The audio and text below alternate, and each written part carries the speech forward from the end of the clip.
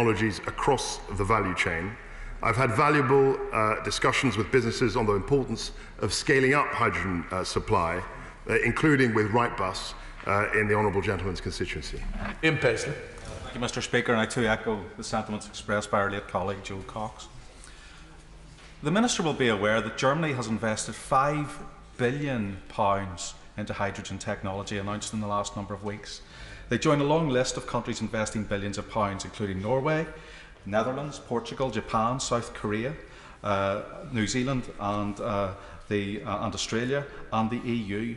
The £121 million the Minister has made me aware of today is of course very welcome, but it will never make us the leader of the pack in this industry. Let's move from trials, Minister, and let's move on to real investment into this technology, and let's become the world leader that Britain and the United Kingdom can be in this wonderful technology that will create jobs and provide more employment across the whole of the UK. I'm very grateful for the honourable gentleman's enthusiasm for this technology. What I would say is that the countries that he describes have announced commitments to spending the money. They haven't spent the money yet, and we will be following and pursuing this technology very, very rigorously with full government backing in due course. Virginia Crosby. Question 6, Mr. Speaker. Thank you, sir. Since 1990, we have grown the economy by 75%, while cutting emissions by 43%. And in June 2019, we became the first major economy to legislate for a net zero carbon emission target. We are hosting the COP26 climate negotiations next year, and along with our G7 presidency, we are determined to use our international leadership to drive global climate ambition. Virginia Crosby. Thank you, Mr. Speaker. What assessment has my right honourable friend's department made in the potentially significant nuclear power role that they can play in the hydrogen production, both from large and small reactors? And would he agree with me that Wilbernerith in my constituency of Ynys-Môn is the jewel in the crown of new nuclear sites? Very, very grateful to the my honourable friend for that question. New nuclear obviously has an important part to play in reducing greenhouse gas emissions. We're investing in new nuclear. On Wilfer, I'm afraid I cannot comment on the merits of the site, given the Secretary of State is currently considering a development consent application. That said, there are a number of potentially good sites around the entire United Kingdom. Mr. Pennicoat. Thank you, Mr. Speaker. The COP26 summit, now rescheduled for November next year, will be a critical moment in the fight against runaway global heating, and we all have a stake in ensuring that it's a success. Building momentum for that summit and establishing our credibility as its host is dependent on demonstrable leadership here at home.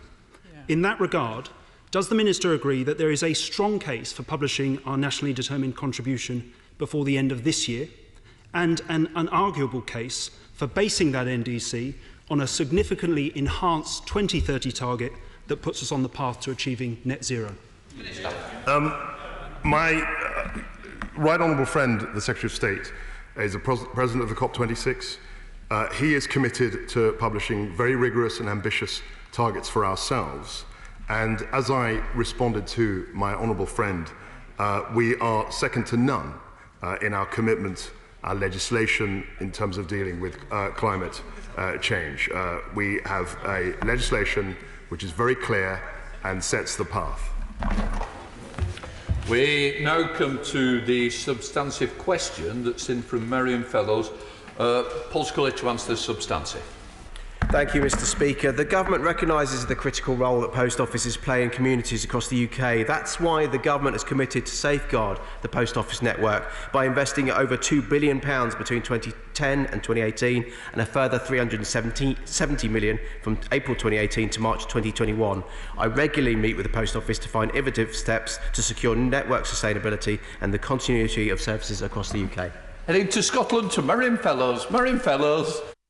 Thank you, Mr. Speaker, and I thank the Minister for his answer. But during the COVID-19 pandemic, sub-postmasters have proven just how essential they are to our communities. But many are handing in their keys as they struggle to make a living, leaving communities without vital services. Pre-COVID post office figures show that Scotland is still being hardest hit by the postmaster crisis, with the highest number of closed branches in the UK, increasing by 17% since last year. Notwithstanding what the Minister has just said, in the 2020 spending review, will ministers agree to maintain or increase the government subsidy to post offices to ensure communities can access a post office branch, or will they continue putting the post office on a pathway to privatisation? Thank you, Mr. Speaker. The post office is obviously made up of small businesses, and like any are subject to the same problems. And Scotland, with its rural nature, has been affected, and that's why we looked at temporary post offices and outreach as well. But clearly, going forward, the government will reflect its value of postmasters and the post office network in all its deliberations. Shadow Minister Wanmora. Thank you. And Mr. Speaker, last week the House united in calling for a judge-led inquiry into the Post Office Horizon scandal. Hundreds of lives ruined and innocent people imprisoned by a trusted public institution, except the Minister, who proposes a forward-looking independent review which won't mention managerial or ministerial accountability, Fujitsu's responsibility or the key question of compensation. Now the Justice for Postmasters Alliance are refusing to cooperate, saying they don't believe it will get to the bottom of what is one of the greatest miscarriages of justice of our times. After all they have endured, will he not listen to them and commit to a judge-led inquiry? I thank the Honourable Lady for that question. I think she's mistaken when actually this review, she believes that this review does not look at the managerial responsibility of all of the people responsible for what has happened, and to listen to the Postmasters' review. Indeed, yesterday I discussed in a meeting with Nick Reed, the Chief Executive, and Callum Greenhow, the Chief Executive of the National Federation of Postmasters. Nick Reed committed to the review fully, leaving no stone unturned, and that's why I hope that with everybody coming together, I can encourage the postmasters to engage in that review so that we can get the answers that the Honourable Lady and indeed those postmasters are looking for to get the redress and the answers they need. Question number 10, Mr. Speaker. With your permission, Mr. Speaker, I will answer question 10 together with questions 11 to 16. The government has introduced an unprecedented package of support. This includes grants for small businesses, a rates holiday for businesses operating in the retail, leisure and hospitality sector, a range of loan schemes covering all sizes of businesses, the furlough scheme, the self-employment scheme, and a range of tax deferral schemes, all designed to help businesses through this very challenging time. Green. I thank my right honourable friend for his answer. Brian and Karen Tinnerswood run the Provenance restaurant in West Horton, but they have a deep concern about the social distancing making it impossible for them to reopen their restaurant. What consideration is my right honourable friend giving to reducing the social distancing from 6 foot down to 3 foot and then getting rid of it altogether? Well, Mr. Speaker, the issue that is raised, of course, is raised with me regularly by businesses, and I completely understand the economic rationale that his constituents have outlined to him. What I would say is that, as he will know, a review is currently taking place, and we will await to see its results. We now go up to Scotland with Douglas Chapman. Douglas Chapman. Thank you, Mr. Speaker. The OECD is predicting that the UK recession will be the worst in the developed world. The Federation of Small Business in Scotland has also issued a similarly depressing assessment. In terms of supporting Scottish business, what have been the key asks of his department from the Secretary of State for Scotland? Mr. Speaker, of course, I have detailed discussions with all Cabinet colleagues and ministerial colleagues. What I would just say to him is that I do recognise the challenge that we have ahead of us. There is no doubt about that. However, we have provided a significant amount of support for the UK economy, and if that hadn't been put in place, a whole range of independent commentators have been clear that we would be in a far worse position. Dr. Jamie Walters. Thank you, Mr. Speaker. The automotive sector is very important to my constituency of Bridgend, as it is to the whole UK economy. Will my right honourable friend outline what the government is doing to help businesses in this specific sector recover from the impact of COVID-19? Mr. Speaker, I've already set out the full range of support that's available to all sectors across the economy, and of course the automotive sector is able to take full advantage of these. I would just point out, in terms of the job retention scheme, this has been widely utilised by the automotive sector, with a recent survey from the Society of Motor Manufacturers and Traders, which showed that the scheme is being accessed for over 60% of the full-time workers in the auto sector. Listen through this. Thank you, Mr. Speaker. A number of businesses in my Glasgow Central constituency have found themselves blocked from claiming under the job retention scheme due to HMRC deficiencies with uploading RTI prior to the outbreak. So will he take this matter up with HMRC and Treasury, ask for use of discretion and make sure that no business that would otherwise have been eligible has to lay off valued staff or worse go bust? Businesses in my constituency can't wait any longer. Mr. Speaker, of course we want to support businesses, and I've set out the range of measures that we have put in place. She refers to a matter which ultimately is a matter for HMRC and Her Majesty's Treasury, but I'm very happy to take a discussion with her after this. Tom Randall. Thank you, Mr. Speaker. Earlier, a few weeks ago, I was pleased to visit Arnold Market in my constituency, and it was great to see that the market was operating very well under the new guidelines. As the wider high street is now beginning to reopen, can my right honourable friend tell me what support his department will be given to shops as they reopen? Well, Mr. Speaker, can I thank him for doing his bit to support businesses in his constituency? And of course, in coming up with the workplace guidance, which has allowed businesses to open safely, we have worked closely with businesses, business representative organisations, trade unions, and the support that we have provided for the sector, I've already outlined, but I'd say to him that what we all need to do is get out there, support businesses which are now opening. We owe that to them. We owe that to get the economy going again. Sir Desmond Sway. Wait. What is available for those firms that rely on equity finance and are fast-growing and for whom loans and grants have not been a good fit? Well, Mr. Speaker, what an intelligent question. May I just say that on the 20th of April, my right honourable friend, the Chancellor, announced a package of support for fast-growing, innovative companies worth £1.25 billion, and this, of course, included £750 million in grants and loans delivered through Innovate UK and a £500 million future fund through which the government will invest up to £5 million per company matched by the private sector.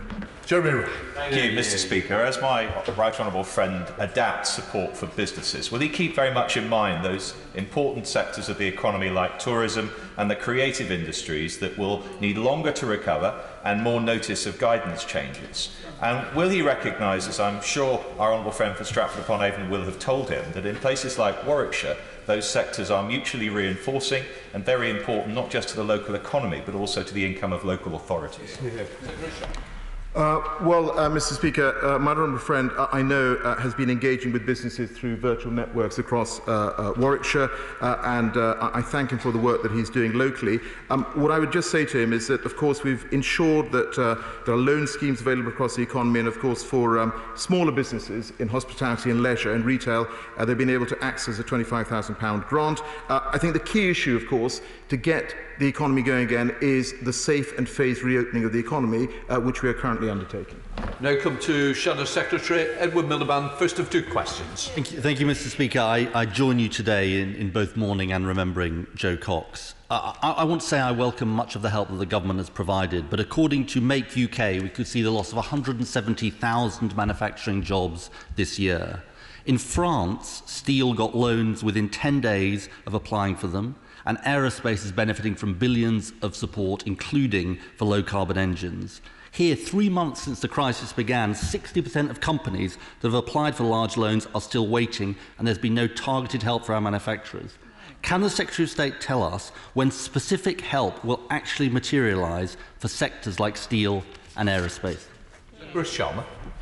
Well, Mr. Speaker, I do welcome the constructive tone in which we've approached our exchanges over the last few weeks. But I would just say to him, if you would look at the sum total of what this government is providing, it is significant and it is incredibly favourable when compared with international comparators. Just in terms of loans, as he knows, we've increased the CL Bills loan scheme to allow up to £200 million to be made available, and we will continue to support businesses. And he will also know that in certain cases we do have individual discussions ongoing with businesses. Another man. Well, I do urge him to get a move on when it comes to those sectors, because they really do need the help. I want to ask him additionally about sectors like hospitality, tourism and the creative industries, which were just raised. They will take longer to reopen and recover because of public health measures. And I want to ask him about the impact on them of the one-size-fits-all winding down of the furlough. So can he explain to thousands of pubs across the country how they're supposed to find an employer contribution for furloughed employees from August when they're struggling even to survive? And isn't the risk of this approach, and we've seen the jobless figures this morning, that hundreds of thousands more workers will lose their jobs and all of us will end up paying the cost in higher benefit bills and a weaker economy? Wouldn't it be better to have a different approach for these at-risk sectors? Well, Mr. Speaker, we have taken a whole-of-economy approach, as he knows, and I've set out the measures that we have put in place. What I would just say to him is that in terms of the retail sector, the hospitality sector, we have provided specific support for them through the one-year rates holiday, as well as the additional support that's available. But the key issue here, Mr. Speaker, is that safe reopening of the economy, and that is what we want to continue with over the coming weeks. Question 19, Mr. Speaker. Thank you, Mr. Speaker. Our thoughts are indeed with our colleague who was murdered, Jo Cox, and also the member for East Dunbartonshire, and we wish her a safe return to this House. We have introduced, Mr. Speaker, an unprecedented package of support for business across the country to get through this incredibly challenging period. More than £10 billion of grants have been paid to over 830,000 businesses of all sizes, including 100 million to over 8,000 businesses in Dorset. I want to thank the local leadership there for delivering that. This has explicitly been targeted at those in receipt of rural rate relief as well as small business rate relief. Thank you, Mr. Speaker. Market towns in West Dorset, such as Lyme Regis, Sherborne and Dorchester, are thinking ahead, and I'm supporting them to look at innovations to boost the local economy following coronavirus. These include virtual high streets and collaborating to improve accessibility of local brands to those who may not be able to get to the town. Would the Minister meet with me to look at these concepts and to determine how he can support these initiatives going forward? Thank you, Mr. Speaker. I know better than most with Shipston and Stour, Ulster and Bitford in my constituency, and very important market towns. It's more important than ever at this time to support businesses to adopt innovative business models. I would, of course, be happy to meet with my honourable friend to discuss these approaches to reopening our economy in West Dorset and the lessons this may hold for the rest of the country as well. We now come to Kate Osborne. Question 20, Mr. Speaker. Thank you, Mr. Speaker. With your permission, I'll answer this question together with question 21. My department has regular discussions with housing communities and local government colleagues on the impact of COVID-19 on high street businesses, and we've provided unprecedented support to high street businesses. Pubs, shops and hotels will pay no business rates for 12 months. Eligible retail, hospitality and leisure businesses have received cash grants up to £25,000, and businesses who cannot pay their rent because of coronavirus will be protected from eviction. Osborne. Thank you, Mr. Speaker. Businesses across my constituency of Jarrow continue to report the major challenges that that have been present since the start of lockdown, particularly a loss of income, mounting debts, enforced closure, insurance policies not paying out, the need to make redundancies and an inability to plan for the future given the uncertainty of the current situation. Although many non-essential businesses have reopened this week, it will still be a long road to recovery. So will the Secretary of State review the grant scheme to ensure support for our high street businesses who are doing the right thing but could be decimated by COVID-19? I'm grateful to the Honourable Lady for that answer, and that's why one of the reasons we launched the discretionary fund, the £617 million discretionary fund, so that we can reach more businesses. But clearly we need to reopen safely non-essential retail, as started yesterday. We need to monitor that. We need to make sure that by opening up the economy, that's the best way, along with the flexible support that we're giving, to make sure our economy can start to bounce back, including in Jarrow.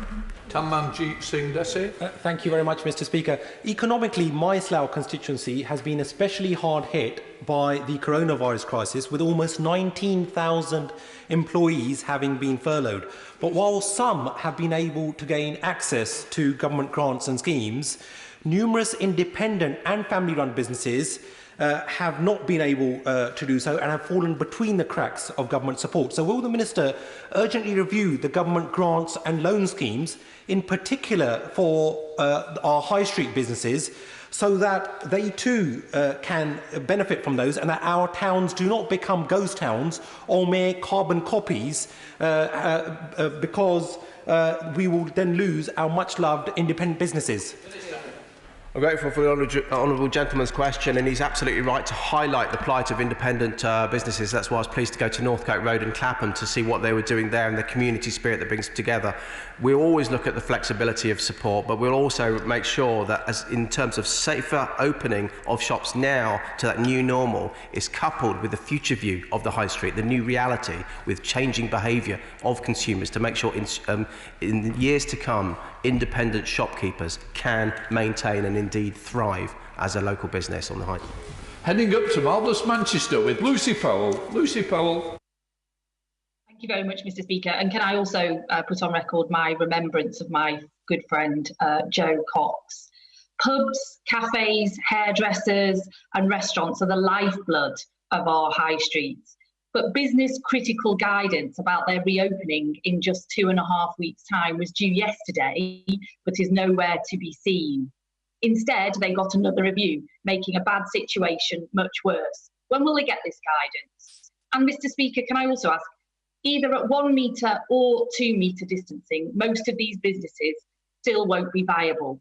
So will the government finally recognise that vital business support schemes need to follow the public health measures before we see large-scale job losses and the decimation of our high street? Mr. Speaker, as you'll see from my hairstyle, I'm desperately waiting for the opening of hairdressers as well and barbers. It's really key that we get this right, though. So, in terms of the economic impetus from the hospitality sector in particular, that is made apparent every single day that I speak to them. Indeed, I will be speaking to a lot of their representatives later on this afternoon. But we've got to make sure we get that right, with confidence of customers coming back, and indeed the government's first priority, that is to save lives. That's to work with the scientific guidance. At the moment, when people are going out to shop for the businesses that open today, 2 metres is still the rule, but we'll get further guidance as soon as we practically can. We have a substantive question from Boris Sherman to Minister Solway. Thank you, Mr. Speaker. The Government has powers under the Enterprise Act 2002 to intervene in certain transactions on national security grounds. We will be bringing forward legislation to strengthen our existing powers in this area, including enabling government intervention in acquisitions of assets such as sensitive intellectual property. We go to Boris Sherman. Boris Sherman. Mr. Speaker, firstly, can I associate myself with our memories of Jo Cox? She was my close friend, neighbour, and great comrade and colleague. Can I now ask the Minister, why can't this government, why can't her Prime Minister wake up to the threat from China that wants to be the dominant world economic superpower? And does she not realise that China cannot be trusted? They have been stealing our intellectual property from universities, from businesses, from government for years. How could we possibly want them to be involved in our telecommunications industry through Huawei? And could we please put a stop to the partnership in developing nuclear power in our country? Thank you, Mr. Speaker. We welcome inward investment into the UK civil nuclear sector, and all investments involving critical infrastructure is subject to thorough scrutiny. Foreign investment and an active competitive economy are key to the UK's growth. The UK wants a modern and mature relationship with China based on mutual respect and trust. Scott Mann. You're asked number 24, Mr. Speaker. Mr. Speaker, we've set up a vaccines task force to lead and coordinate all the government's activities to develop and manufacture a coronavirus vaccine. As part of this, we're investing £93 million in a vaccines manufacturing innovation centre, which will be completed 12 months ahead of schedule by summer 2021. And we're also funding a rapid deployment facility, which will be able to begin manufacturing vaccines at scale from August this year. Scott Mann. Thank you, Mr. Speaker. Ultimately, throughout all this process, we are in the hands of our brilliant scientists. And can I welcome the Secretary of State's statement on what he's doing to accelerate opening up the Vaccine Manufacturing Innovation Centre by next summer. But can I ask my right honourable friend what more can be done to make sure that we get on top of this disease and address it as early as we possibly can? Well, Mr. Speaker, of course, he will know that we're providing direct support to the vaccines being developed at Oxford University and at Imperial College London. And he may also be aware that the Imperial vaccine is now set to enter clinical human trials. We're also leading international efforts to support vaccine discovery and deployment. Chair of the Select Committee, Darren Jones. Thank you, Mr. Speaker. UK-EU research collaboration contributes £2 billion to British R&D and accounts for at least 5,000 researchers in British universities, as well as its contributions to COVID research and vaccination research. Can the Secretary of State today commit that, irrespective of the free trade agreement negotiations with the EU, that the UK will seek third country full associate membership of Horizon Europe to keep that money coming into British R&D? Mr. Speaker, he will know that we are committed to being a science and R&D superpower, and that is why we have committed to spending £22 billion a year by 2024-25 and to reaching 2.4% of GDP by 2027. The discussions with the EU are ongoing, and we'll see what they lead to. We now come to a substantive question to Minister Scully from Jill Furness. Minister Scully. Thank you, Mr. Speaker. With your permission, I'll answer this question together with questions 27 and 28. I've met regularly with a large number of representatives of hospitality organisations to discuss the issues which they are experiencing, including through the Bayes Ministerial Task Force on Pubs and Restaurants and my own weekly call with sector representatives, the next of which is this afternoon. Heading to South Yorkshire with Jill Furness. Jill Furness. Thank you, Mr. Speaker. I also would like to record my thoughts with Joe Cox's family today. The hospitality sector has faced an unprecedented challenge due to coronavirus, impacting on many businesses in my constituency of Sheffield, Brightside and Hillsborough. At the start of the outbreak, the Prime Minister said he would do whatever it takes to support individuals and businesses. Will the government therefore extend the full furlough scheme to ensure that hospitality sector survives and workers in the industry do not add to the shocking unemployment figures that were released today, but ultimately to protect our communities from a further spike of this terrible virus? I thank the Honourable Lady, and indeed Sheffield City Council has paid £87 million to 7,329 business premises. We've provided an unprecedented package of financial support to businesses in the hospitality sector. We continue to work with them. We've continued to extend the furlough system and make it flexible in order to have part-time furloughing so people can start to come back to work. But it's really important that we get the guidance out so that we can work with the hospitality sector to get them to reopen so they can start to bounce back.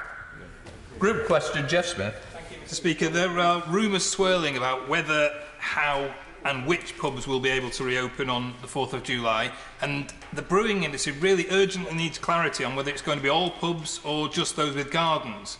Now, the Minister just said that the guidance will be available as soon as we can, but that's not really good enough. We're 2 and a bit weeks away. Beer needs to be brewed. Some of us need a pint. When, Minister, will that guidance be available? The brewing industry and pubs urgently need that clarity.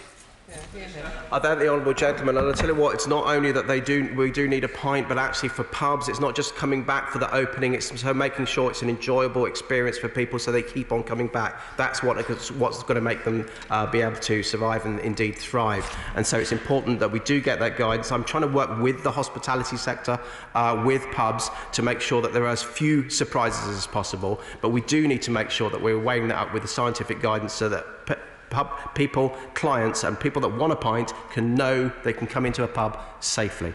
Group question, Kim Johnson. Thank you, Mr. Speaker, and I'd like to send my condolences to the family of Joe Cox.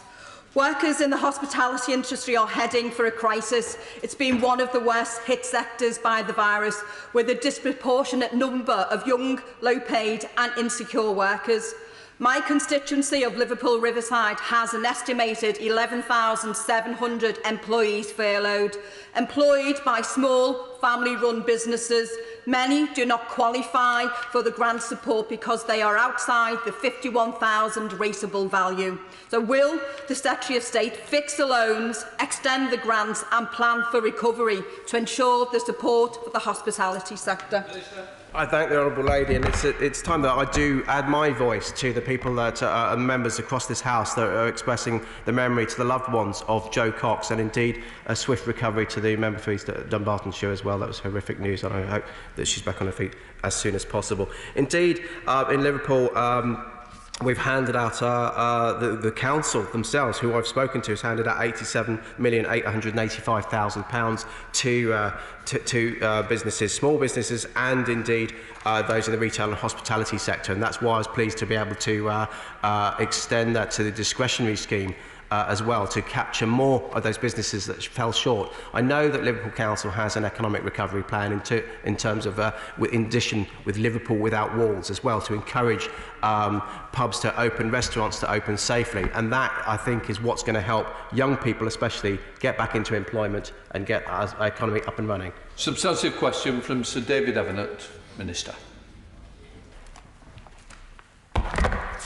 Thank you, Mr. Speaker. We want to make the UK the best place to start and grow a business, and indeed it shouldn't matter where in the UK that is. The Startup Loans programme has helped more people realise their dreams of starting a business, making more than 72,000 loans worth £591 million since 2012. During 2018 and 19, our growth hubs helped over 9,500 business starts in England, and through programmes operated by the government-backed British Business Bank, which are currently supporting over £7.7 billion worth of finance to over 94,900 SMEs. Heading over to Sir David Evanett. Sir David. Thank you very much, Mr. Speaker, and I thank my honourable friend for his answer. Startup businesses are vital to our economic recovery. What more can the government do to help the very smallest businesses access the right finance quickly to survive during and post-COVID-19?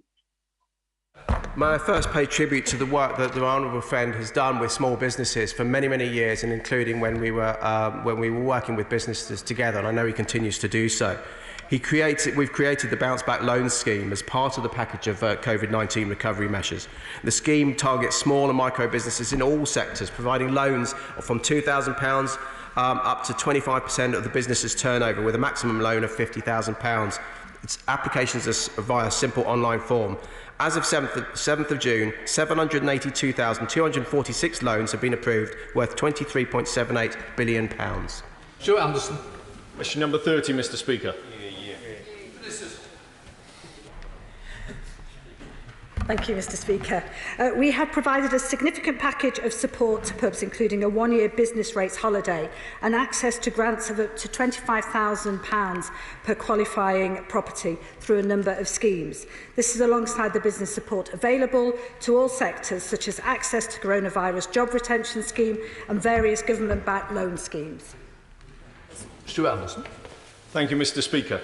Pubs in Wolverhampton, like the Merry Hill, Oddfellows and the Mount Tavern, will have been impacted by COVID-19, and I welcome these measures. But what is the longer-term strategy to help pubs turn a profitable state and also become the vital community hubs that they were before? Thank you, Mr. Speaker. And I thank my honourable friend for the question, because it's absolutely vital that we do recognise how important these businesses are to the community hubs. And we recognise that trading conditions may be challenging for many businesses for some time to come. We will continue to work with the sector, both to prepare for reopening and afterwards. And I understand the Minister for Small Business plans to continue meeting regularly with representatives of the sector. We have now got a substantive question from Ian Lavery for Minister Zahawi to answer. Minister.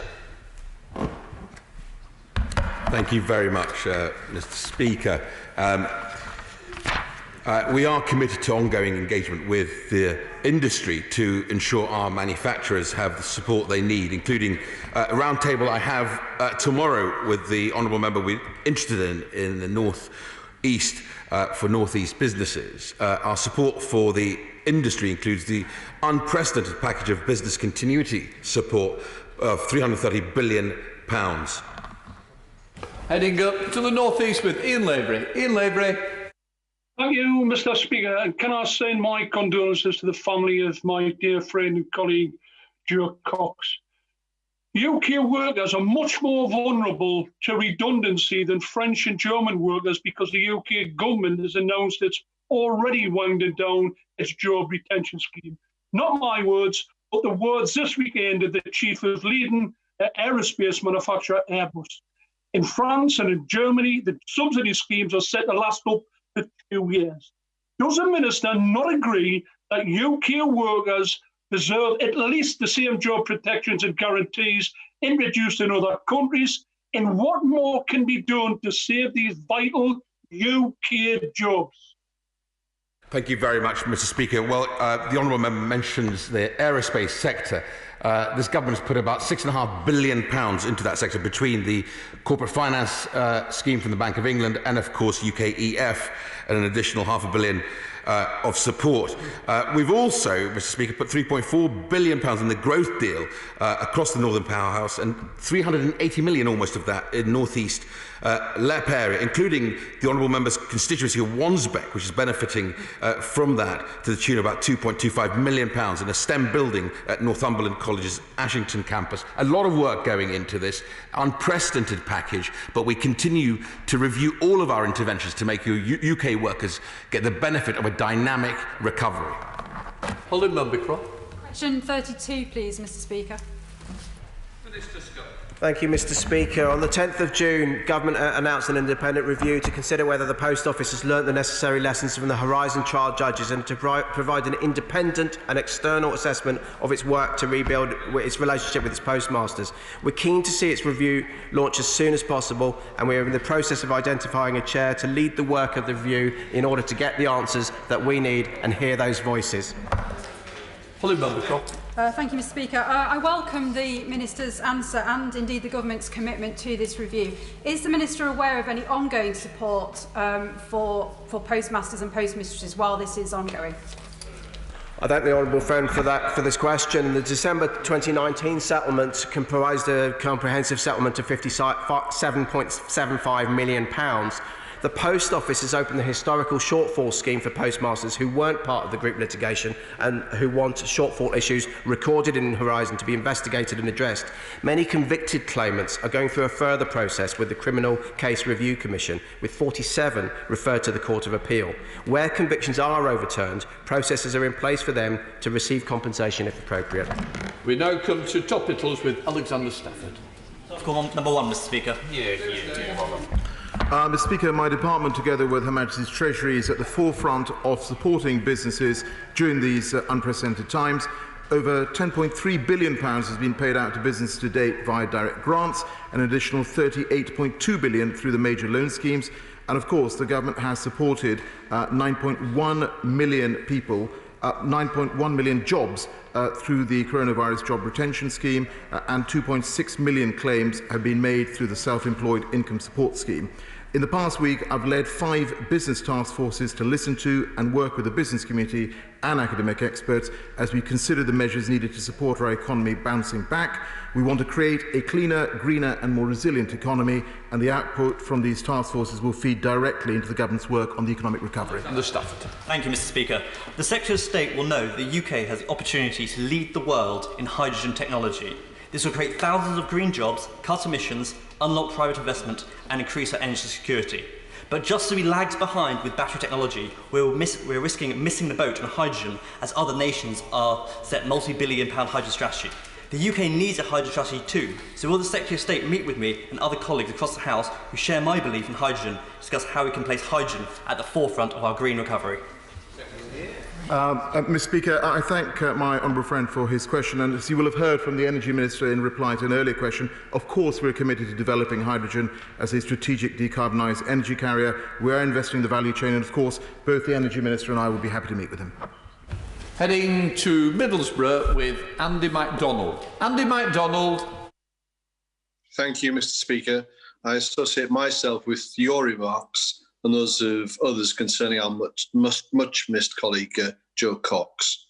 Mr. Speaker, there is a clear racial and class dynamic in the COVID-19 death rate, with those in working class jobs such as carers, taxi drivers, security guards and retail assistants who are disproportionately Black, Asian and minority ethnic, more likely to die from the virus. Throughout the pandemic, insecure employment practices have left millions without protections at work or the financial support they need to safeguard their income and allow them to self-isolate. Will the Secretary of State, as a first step, recognise that these insecure employment practices are directly responsible for worsening inequalities, including structural racism and discrimination? Mr. Speaker, of course, I add my deepest condolences to the families and loved ones of everyone who has lost their lives throughout this pandemic. What I would say to him, though, is that we are providing support. We're providing support across the piece for all individuals. And he talks about people from ethnic minority backgrounds. He will know that we hold regular roundtables to ensure that we are addressing individuals in all sorts of groups which have protected characteristics. Mark Jenkins. Thank you, Mr. Speaker. My constituency of Workington has nearly 30 miles of coastline from Workington to Bowness and Solway, with some of the highest tidal ranges in the UK. What assessment has my right honourable friend made of the potential benefits of tidal range barrages along the Cumbrian coast? Not only the benefits to energy production security, but also the wider socio-economic benefits that integrated infrastructure may bring. Minister. I'm very grateful to my honourable friend for the question. The Department, BEIS, is aware of several projects being considered on rivers and estuaries such as the Wyre, Duddon, Morecambe Bay and Solway Firth. And we've had frequent contacts with developers. We remain open to considering well-developed projects, well-considered projects, which can demonstrate strong value for money alongside other renewable generation. Owen Thompson. Mr. Speaker, the CBIL scheme was chose for a lifeline of support to struggling businesses, but it's not reaching those who need it the most. Sky-high interest rates are now being offered by some lenders, and it's making it less of a lifeline and more like picking the bones off desperate smaller firms. Will the Secretary of State press the Chancellor to take action now to stop this unfair profiteering and make sure businesses pay no more than the 2.5% interest in line with the bounce-back scheme? Mr. Speaker, as he will know, that the latest figures show that over 49,000 loans have been approved to the value of over £10 billion when it comes to a CBIL scheme. There are a significant number of lenders who are attached to that. But what I would say to him is, where he has specific cases, he should definitely come and talk to me. Right, Garmy. Mr. Speaker, I'd like to put on record my remembrance of my good friend Joe Cox. Mr. Speaker, at the BEIS Select Committee we are undertaking an inquiry on the impact of COVID on our major industries. All of them rely on our maritime and port sector to keep the supply chain going.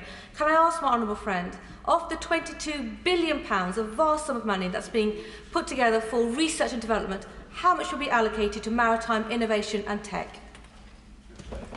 Mr. Speaker, may I pay a tribute to my honourable friend for all the work that she did as Shipping Minister. What I would just say to her is that, of course, we've made the commitment to £22 billion. That's a year by 2025. This is the biggest increase in public R&D funding of R&D, and no doubt as projects come forward from that sector, we will look at them.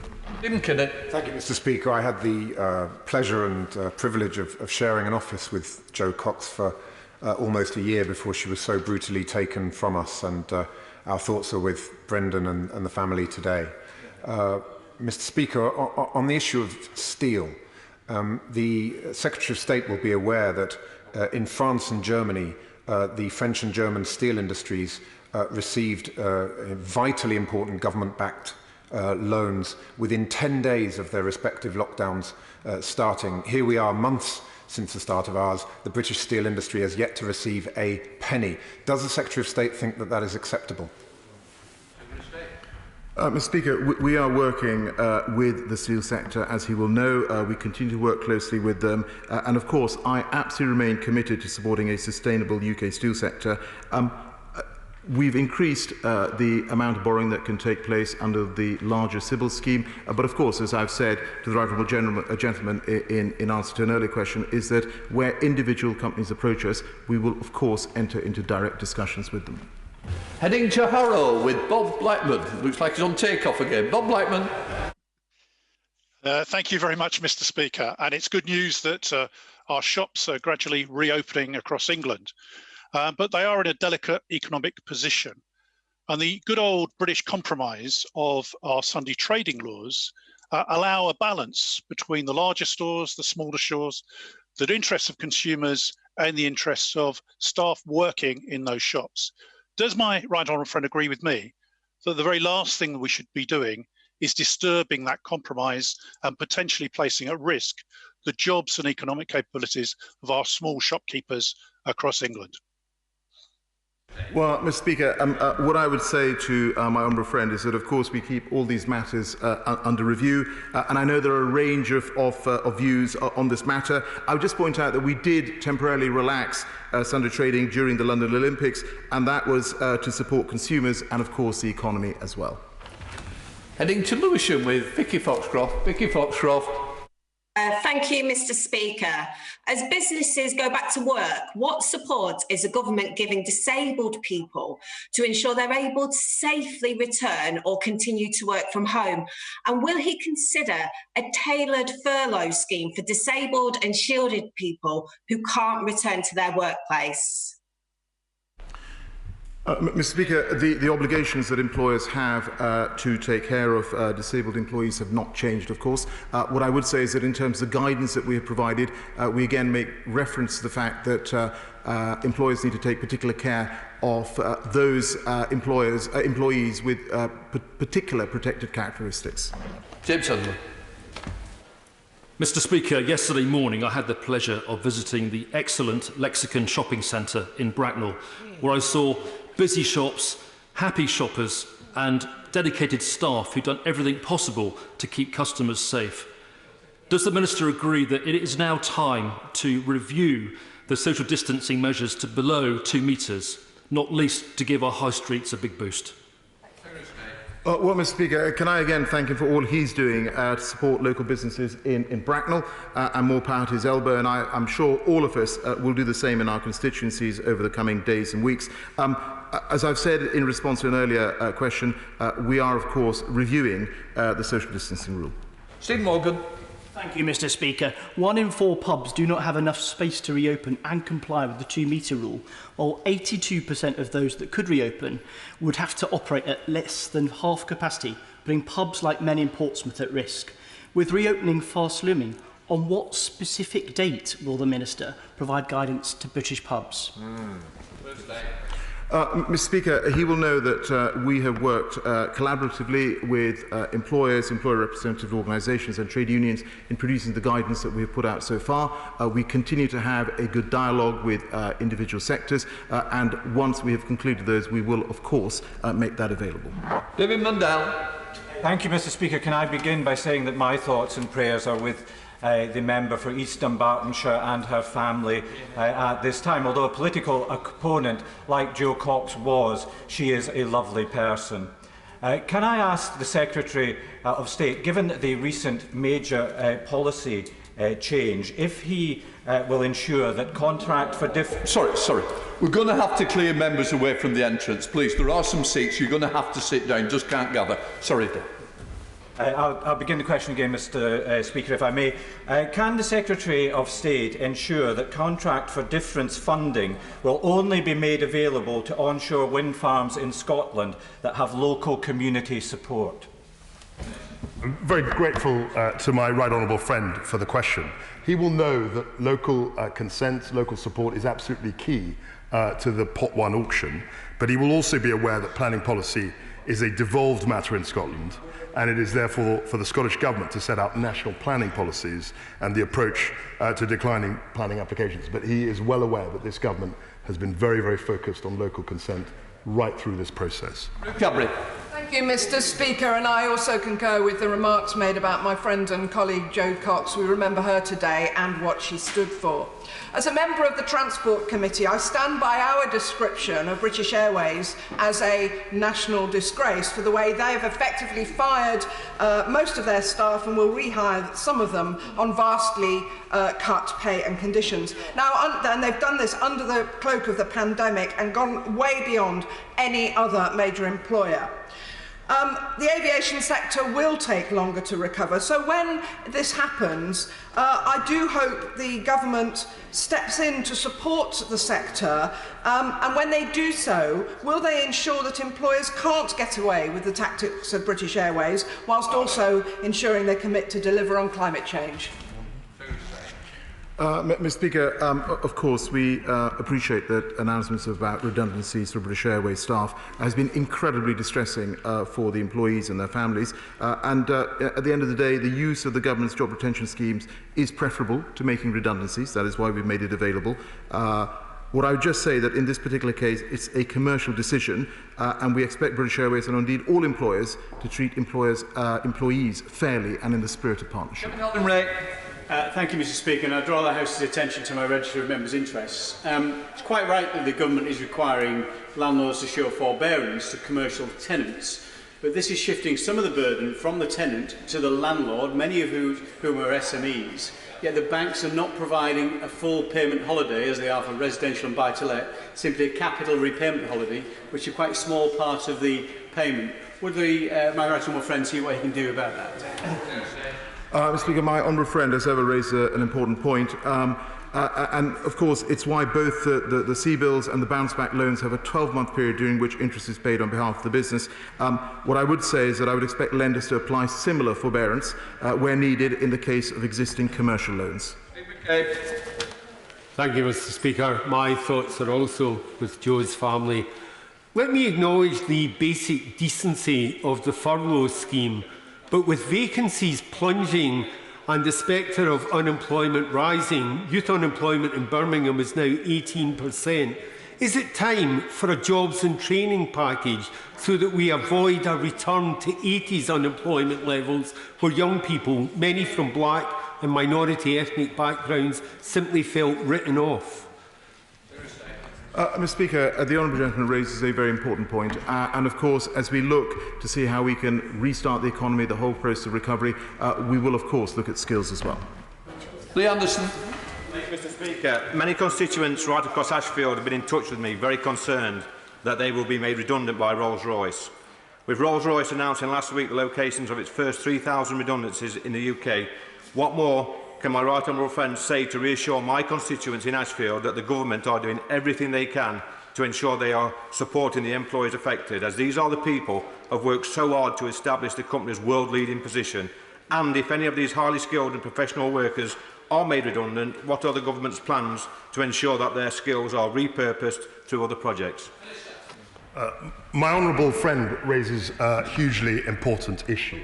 Employment, the possibilities, opportunities for people are something that we're absolutely focused on, and I can assure my honourable friend that we will do all we can to help those who will be affected by this announcement, to get back into work as quickly as possible, and also including working with DWP, Job Centre Plus, and working with Rolls-Royce itself to make sure that economic opportunities, jobs, are freely available to those who might be affected.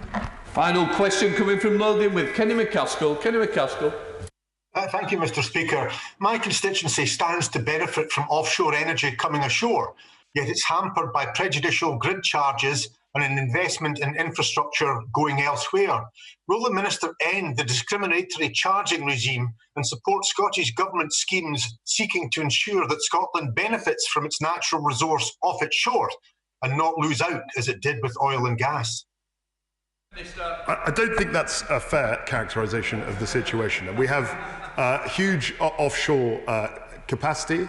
35% of the global offshore wind capacity is in the UK, and much of that capacity is sited in Scotland. Scottish firms are extremely capable of competing in the auctions, and I don't think that it's quite fair to characterise our position in the way that the honourable gentleman has. In order to allow the safe exit of honourable members participating in this item of business and the safe arrival of those participating in the next, I am now suspending the House for 3 minutes. Order.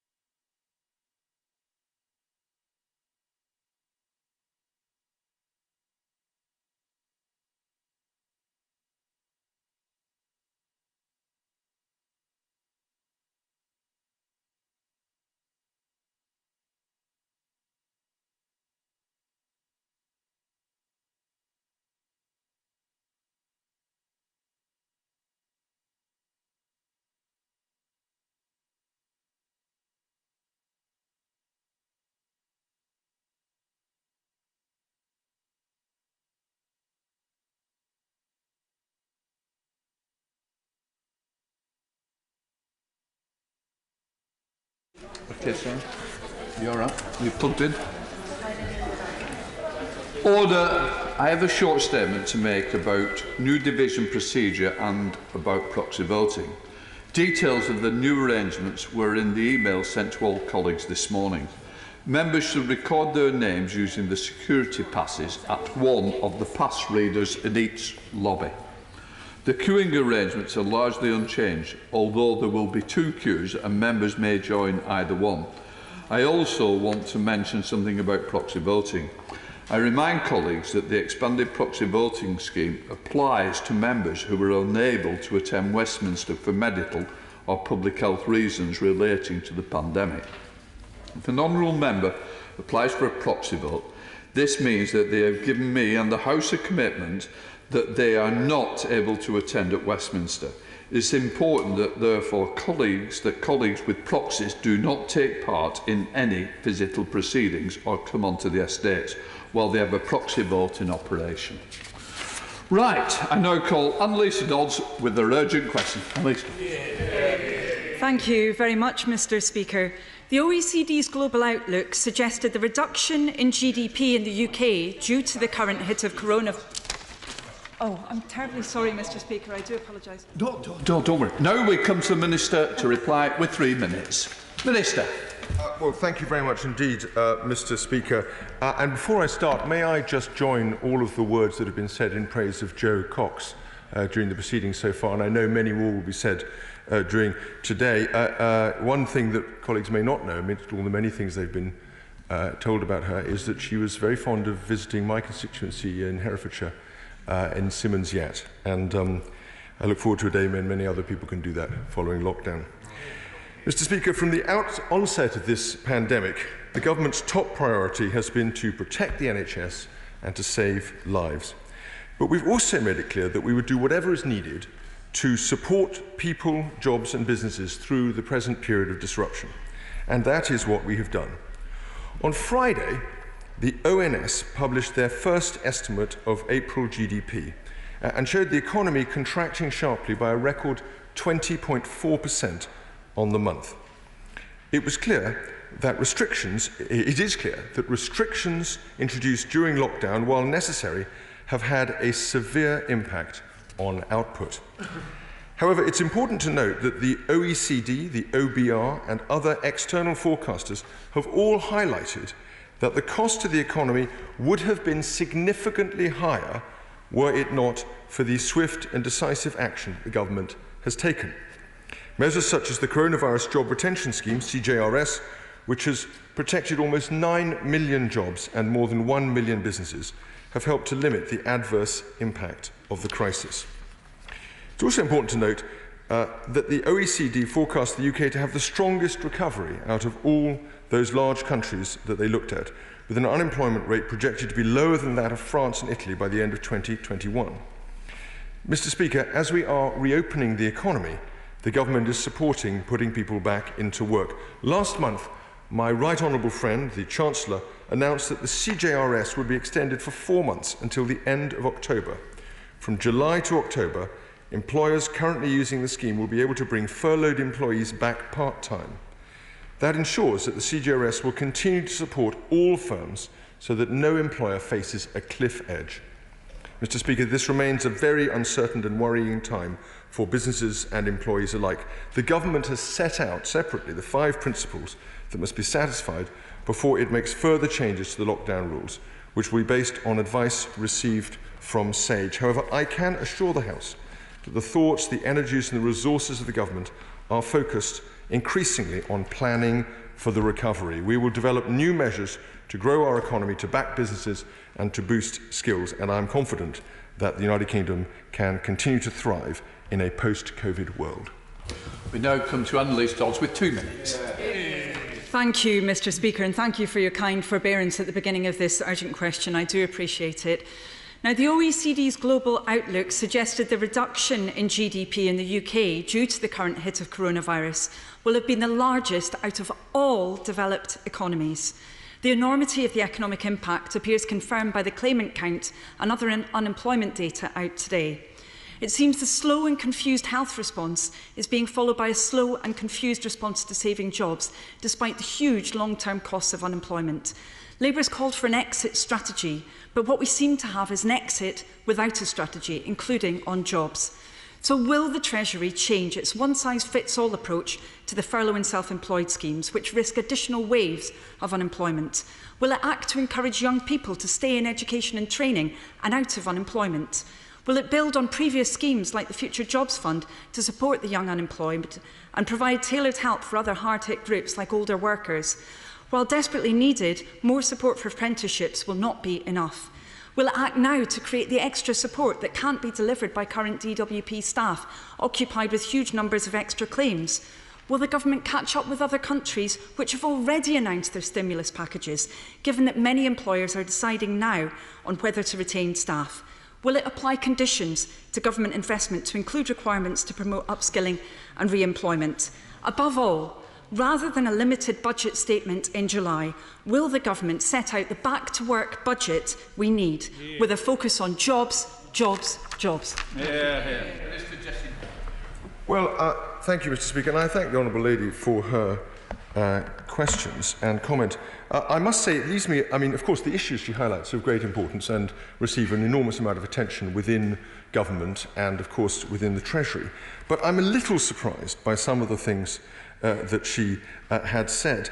I remind her that the OECD report, in addition to forecasting the strongest recovery, also highlighted the quick and comprehensive response that the government had put in place in dealing with COVID, and it also noted the relative robustness of the UK public finances relative to other countries.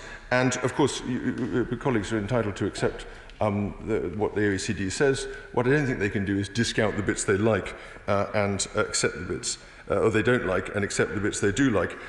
When it comes to the Honourable Lady, she refers to the government's response as slow and confused. But I find that very odd. She said to the CBI in April that this scheme is about preventing mass unemployment. It has undoubtedly prevented a worse situation. There's no question about that. She congratulated the government and business and trade unions and said that we saw with the job retention scheme an excellent example of tripartite working. I think she's right about that, but I don't think she can take the line she takes now and disavow those other things that she said in praise of these when Labour was being a bit more bipartisan than it is at the moment, in praise of the government schemes. Finally, she talks about the government adopting a one-size-fits-all approach, but I just remind her of what she said in The Guardian on the 20th of May 2020. She said a more differentiated approach, that is not a one-size-fits-all approach, would admittedly pose challenges for the government. Hard choices would need to be made, including how to deal with difficult boundary issues. She's right. It's also true that the government has adopted a more differentiated approach than she gives us credit for, as witnessed all the work we've done with the hospitality and leisure industries. So I'm a little confused, but I do think it's important to focus, Mr. Speaker, on the positive achievements of the job retention scheme and the self-employment scheme, which, as she rightly notes, have presented a much worse alternative and I think have been brought into place with great speed and ability by Her Majesty's Revenue and Customs. Heading to the West Country with Chair of the Select Committee, Mel Stride. Thank you, Mr. Speaker. My right honourable friend will be aware that yesterday the Treasury Select Committee published its report into the gaps that there are in the government support for the self-employed and those employed up and down our country. I do recognise, Mr. Speaker, the very considerable approach that the government has taken to support people through these difficult times. However, there remain over 1 million people who should qualify for furlough or self-employed support who are not receiving it. Could I ask my right honourable friend to look very closely at the recommendations of the Select Committee report and to take action so that these hard-working, self-employed and employed people up and down our country can get the support, not just that they desperately need, but also that they deserve? Well, I'm very grateful to my right honourable friend, the chairman of the Treasury Committee, for both what he says today and for his report. And he will know that, and he took considerable evidence on the constraints that the government was under in bringing the different schemes into play. Now, I am the last person to decry the energy and the effectiveness either of the businesses that have been supported by the job retention scheme or the self-employed people and businesses that have been supported by the self-employed scheme. And of course we will take very carefully into consideration the report that he gives and any positive and constructive suggestions that are contained in that report for how we can improve matters, and we continue to review the situation within the Treasury. We now come to the SNP spokesperson, Alison Thewlis, with 1 minute. Thank you, Mr Speaker. I thank the Minister for the comments that he's made. And while the support under the schemes and the flex of the coronavirus job retention scheme is welcome, many of the comments that I made on the 17th of March and the 27th of April about those who have not been supported still stand. The Treasury Select Committee would agree and that 1 million people who have been left out of this support have been left out of support because of the government's own choice. The government have decided not to support these people.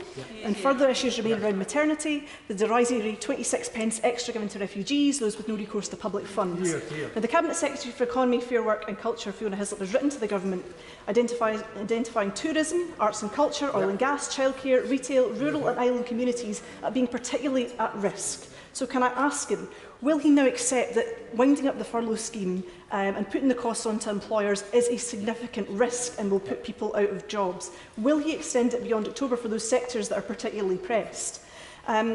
Will he look at the self-employed support scheme and about extending that? Because many of those people will still require support on an ongoing basis because the work that they did is no longer there. Will he look at VAT cuts to tourism and hospitality, which will support those sectors that have seen so much pressure and get them back on their feet at a time when they are really struggling? And lastly, does he agree with Lord Forsyth that there will be a tsunami of jobs with 3 million people left without work?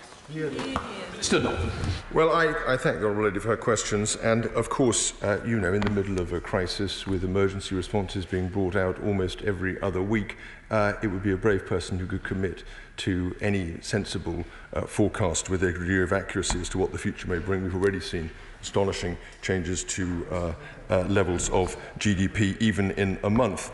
On the point she raised, I would just remind her that the job retention scheme so far has supported nearly 9 million people, 8.9 million people, and 1.1 million businesses. And the self-employed scheme has supported 2.3 million individuals and a cost of 6.8 billion.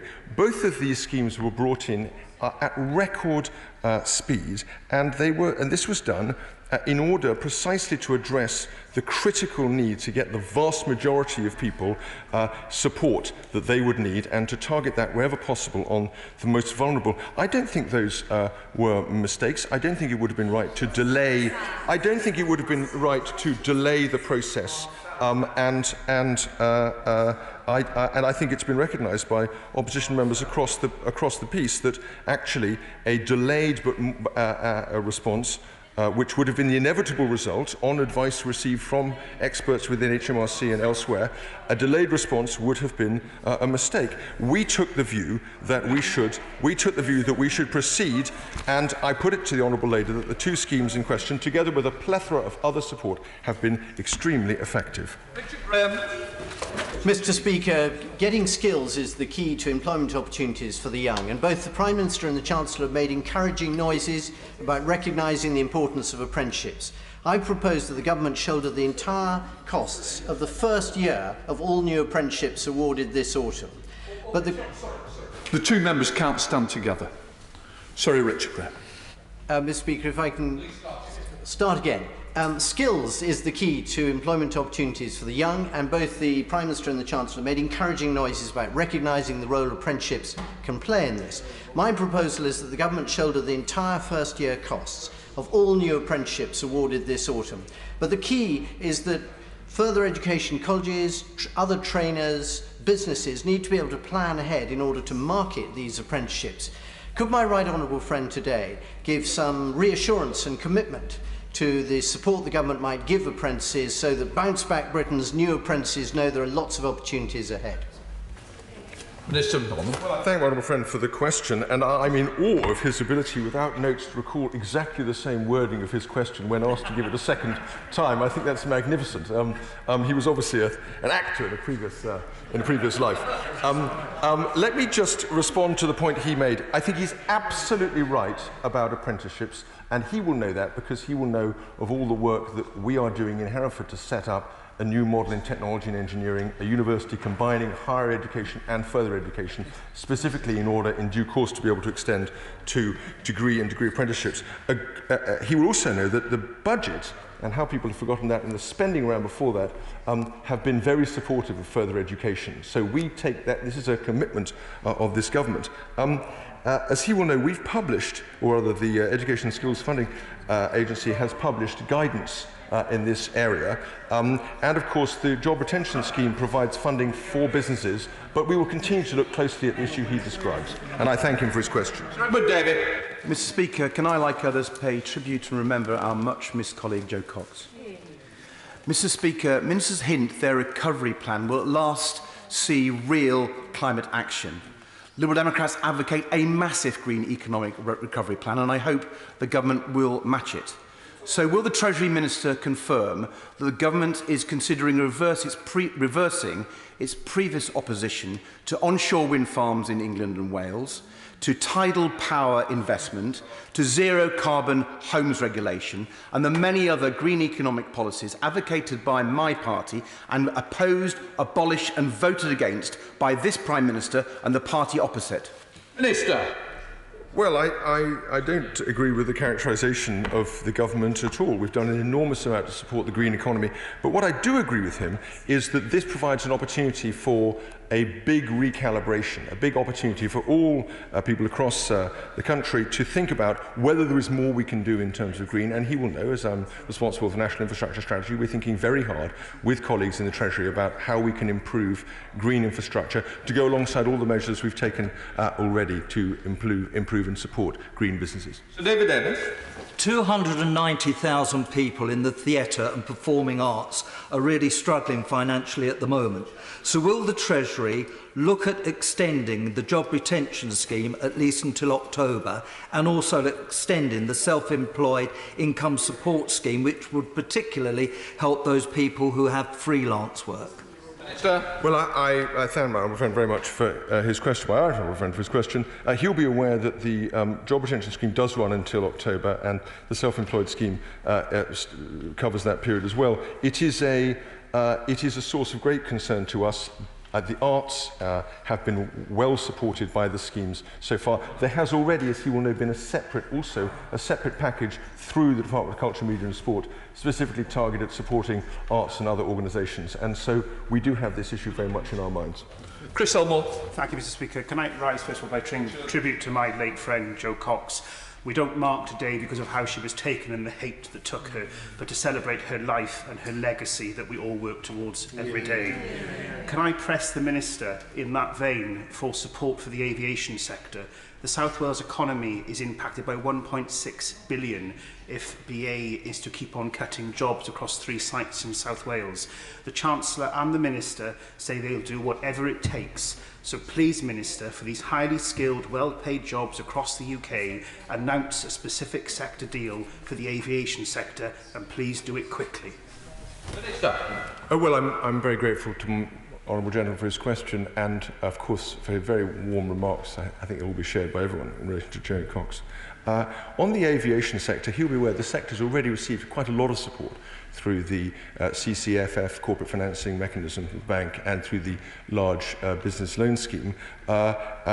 Colleagues continue to engage with the sector quite closely across the Department of Business, Energy, Industrial Strategy. I fully understand the concern he has, both in terms of the strategic nature of the industry and also the relevance it has to his own constituency and indeed to the UK as a whole. Dr. Kiran. Thank you, Mr. Speaker. The government can rightly be proud of the rapid and effective steps it's taken to save so many jobs in constituencies like Crewe and Nantwich, but there are some sectors and businesses that are not going to be able to open in the near or even medium term. For example, the Good Time Charlie's Children's Play Centre in my constituency, Crewe Lyceum Theatre. Can my right honourable friend agree to look at whether some businesses in some sectors are going to need more support in the medium and long term? Well, that may well be true, but I would highlight and remind the honourable gentleman that one of the schemes we put in place is these bounce-back loans, which are specifically targeted at small and medium-sized enterprise, indeed micro-enterprises, and they are on very concessionary terms and do not require personal guarantees up to a threshold, and therefore I do not. I think there should be a possibility for the organisations he mentions to benefit from them as well. Caroline Lucas. Thank you, Mr. Speaker, and can I add my voice to many others in paying tribute to our much-missed colleague Jo Cox. Mr. Speaker, the pandemic has further highlighted the deep connection between human health and thriving ecosystems, with the destruction of nature increasing both pandemic risk and driving climate change. With the news of record job losses, will the Minister therefore prioritise the job creation potential of nature restoration at a national level and agree first that not one single shovel-ready project will end up indiscriminately destroying nature, and second, will his department establish a new task force on jobs for nature to maximise the number of people employed in protecting the natural world rather than destroying it? He says the Treasury will recalibrate whether there is more to be done on the green economy. Can I assure him that there is? He just needs to get on and do it. Minister. Well, I'm very glad to the Honourable Lady. Having been an Energy Minister, I'm extremely aware of the many good things we have done and could continue to do, but I thank her for her contribution. Sarah Dines. Thank you, Mr. Speaker. As my right honourable friend will know, businesses in the hospitality and event sector, including wedding venues, B&Bs and hotels, which are part of the lifeblood of this country and the economy, have been helped tremendously by the government support and furlough scheme.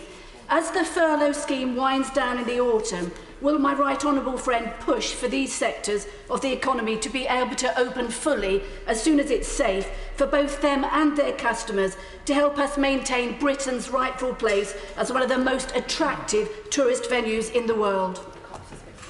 Minister. Well, she will, Honourable Lady, I thank her for her question. She will know that we've put a lot of significant support in place already. I absolutely share, and I think the government as a whole shares her desire. In fact, I suspect this entire chamber shares the desire for us to emerge from lockdown as swiftly and as safely as we can. So I would certainly support what you said. Toby Perkins. Thank you, Mr. Speaker. I associate myself with remarks that others have made about our colleague Jo Cox. The Chairman of the Treasury Select Committee was absolutely right about those people who are missing out with the self-employed scheme. We recognise that it was a scheme put together urgently. I and my friends on the front bench were calling for this scheme, so of course we welcomed it. But alongside those million people who are unable to work and are missing out on the scheme also means that if people continue to work and are unaffected because of their self-employment, they're benefiting from the scheme, whilst others that need the scheme aren't able to get it. So wouldn't it be sensible for the government to accept the comments that are being made, scrutinise the scheme, let's try and make it better and work together, rather than say that it doesn't need any improvement at all? No, I think, but actually we have not said that. We remain interested in positive, detailed suggestions for improvement of the scheme. We have received some which do not appear workable. Can I just remind the Chamber quickly of what the problem is? The problem is that with many of these self-employed schemes, and let us not forget that at the £50,000 trading profit margin, that implies a considerable £200,000 of average sales. So these are not that small businesses compared to many sole proprietorships one will see around the country. But these businesses, it's impossible to tell by any rule-based system what is the source of any dividends that they be paying, what may be the as it were, pay component of them, and what may be simply earned from other sources but routed through the company. And it hasn't been possible to devise a system that could operate on this million-person scale or more in the time available while meeting our central need to act comprehensively and swiftly. Boris. Thank you, Mr. Speaker. The government have done a huge amount to support jobs in Peterborough, with around 1 in 4 workers protected through the furlough scheme. Peterborough remains a city on the up. a new university, city centre regeneration and new businesses coming to Peterborough. With this optimism in the air, will the Minister assure me that he will continue to support both businesses and workers in Peterborough as we move beyond the furlough scheme? Well, I thank my honourable friend, and I can of course give him that assurance. I would say I suspect there is not a member of this House who, if they look down those lists, will not see the positive benefit of the CJRS and the SEISS in support of employed people on furlough and self-employed people in their constituencies. And I think that's a tremendous thing we could all be proud of. Dr Rupaha. Thank you, Mr Speaker. And as a Labour member of the class of 2015, can I also add my remarks about Joe Cox much murdered in cold blood doing an advice surgery, which we all do every week in normal times. I must say I'm disappointed by the Minister's response. I wrote to the Chancellor on the 24th of April, identifying a number of holes in his safety nets, including brand new startups, people on dividend pay, and the forgotten freelancers in the arts. I've had a makeup artist and a BBC contractor write to me in the last couple of days. Initially, he was thought eligible for furlough pay, but now, as he's not an employee per se, he can't have it, and also he's got too many savings to get universal credit. Not a sausage back, Mr Speaker, no reply. Does he not agree with the OECD's analysis that with these overly ungenerous levels of social security support, he's just storing up productivity problems and record unemployment for further ahead? Minister. I'm very surprised the Honourable Lady should say that. As far as I recall, she and I have been on 2 telephone conversations with colleagues at which we have discussed in detail the strengths and weaknesses and the potential to improve both the self-employed scheme and the job scheme. So I don't recognise the approach, the view that she takes at all. I would also say this, that it's in the nature of these schemes that they seek to be as comprehensive and as swift as possible, and that was exactly, I think I recall, the language used by the OECD in describing the government's response. David Underhill. Thank you, Mr Speaker. Scotland has benefited from the broad shoulders of the United Kingdom with well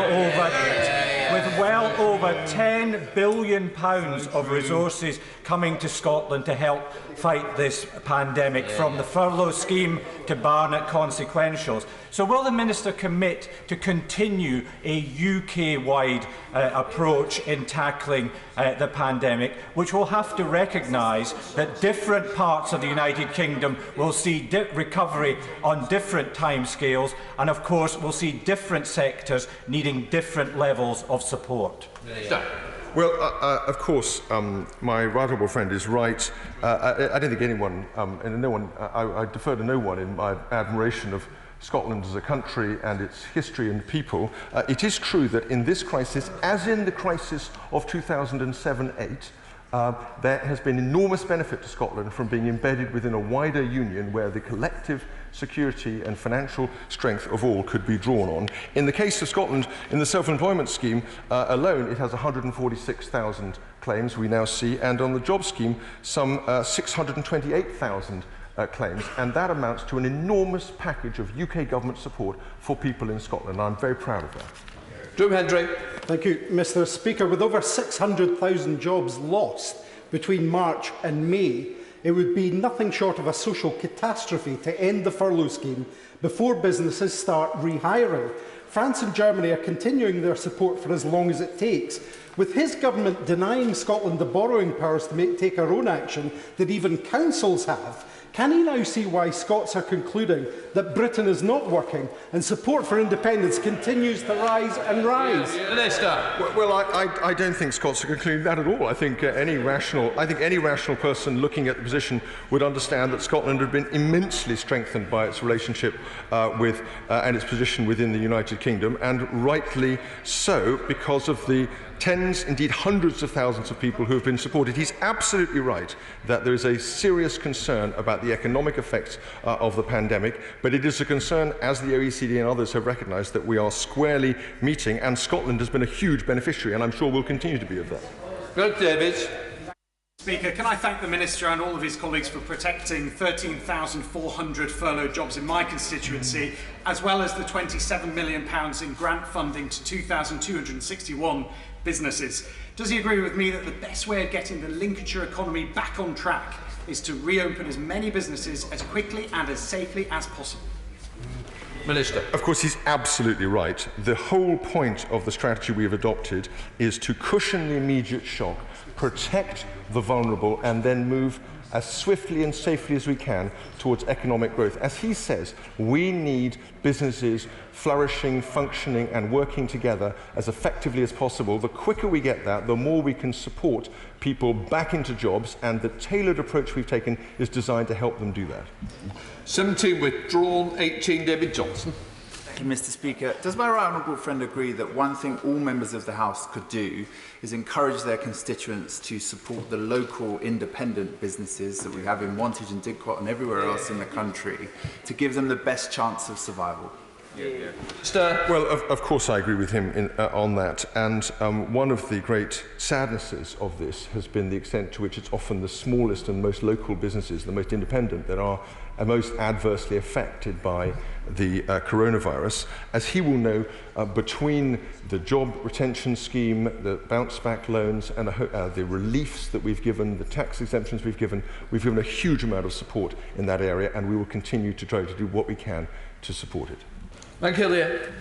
Thank you, Mr. Speaker. Mr. Speaker, in my constituency, around 25% of the population aged 16 to 64 are being furloughed or receiving universal credit, and then additional support for people on the self-employment scheme takes it to probably about 30%. So we recognise the scale of the government's intervention. But there are many freelancers who've been on short-term paid contracts or on different ways of working in freelance, in their freelance industries, that are not getting a penny. And many of these have a strong and detailed track record with HMRC. So the reverse engineering that took place with the main scheme could be applied to them. The Minister has repeatedly keeps talking about the generosity of the scheme, suggesting no shift. Can he be categoric now and tell us, is there any hope for these forgotten freelancers? Minister.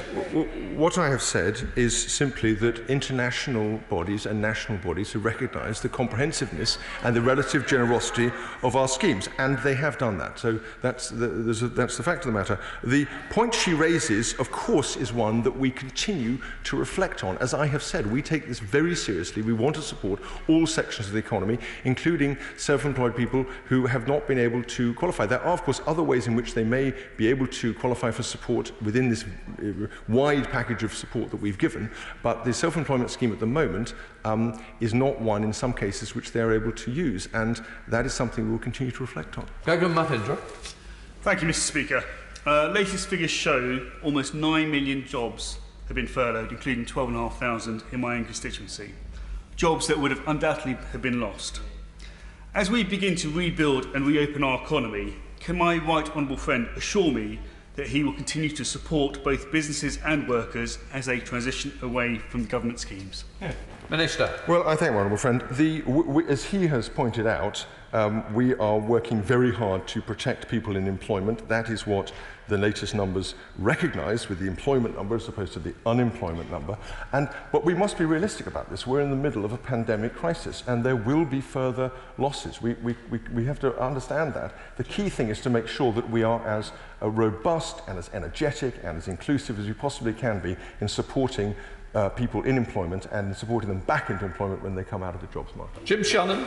Mr. Speaker, I'm going to first of all thank the Minister very much for his help in many issues that were brought to his attention, and thank him for that. Will the Financial Secretary further outline what steps have been taken to mitigate the scale of redundancies in manufacturing, with special reference to Bombardier and the aerospace industry? And will the Minister agree to meet with the working group to discuss how this viable industry, made up of many local businesses and suppliers, such as my own Bombardier and my own constituency of Strangford, to save thousands of jobs in the UK in the long term? Minister. Well, I fully recognise the strategic importance of Bombardier in his constituency and indeed in Northern Ireland. I have visited them myself there, and that's well understood.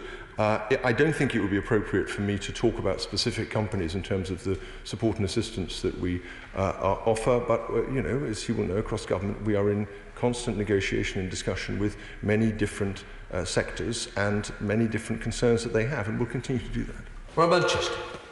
Thank you, Mr. Speaker. Like many SMEs around the country, Copper Rivet Distillery in Medway transformed their business overnight during the crisis, working day and night to help with the provision of PPE, including sanitizer. Many of these small businesses will face economic hardship as the new norm arrives with cheap and often subsidised imports. Will the government be using the government's substantial buying power to consolidate our procurement spending on Britain's SME sector so that they can invest and compete internationally? Well, he's absolutely right. And one of the really heartening things about the early phases of the crisis was precisely the response from distilleries in producing hand sanitizer, and I was delighted we were able to make those changes very quickly to the tax regime that supported that. As we go forward, we will continue to review and seek to address the concerns he raises. It's not by any means a straightforward matter, but the key thing is to continue to push on a very wide variety of fronts as rapidly and forcefully as we possibly can. Thank you, Mr. Speaker. Many companies have used the job retention scheme to save cash while they plan redundancies, British Airways being one. BA have threatened over 40,000 staff with redundancy, but that 30,000 would be rehired on vastly reduced terms and conditions. Last week, I introduced a bill to make that form of employment practice illegal to protect all employees. So does he think it's fair that an employer of any employer be allowed to make employees redundant from roles that are clearly not redundant, then rehire them on reduced pay? Yes or no? Minister. Well, I will refrain from commenting on a specific situation. He's identified one, but I will say, having not been aware of it, that I will look at his bill with great interest, and I thank him for drawing attention to it. Go to Chancellor. Mr. Speaker, Blue Water in my Dartford constituency reopened its doors yesterday and did so in a cautious and responsible manner. I have to say it was fantastic to see so many shops there welcoming back customers for the first time. Does the Minister agree with me that centres like Blue Water should be praised, not only for getting our economy back on track, but also allowing us to get back to some form of normality? Well, Minister. I absolutely do think that, and I think I pay particular tribute to shops, malls, shopping centres that go the extra mile to be particularly safe and careful in ensuring that people can use them within more than the spirit, as it were, of the regulations. And so congratulations to Blue Water to the extent they've done that. I'd say one other thing, which is if it helps them to communicate that wider sense of confidence in the ability to shop, then all the better.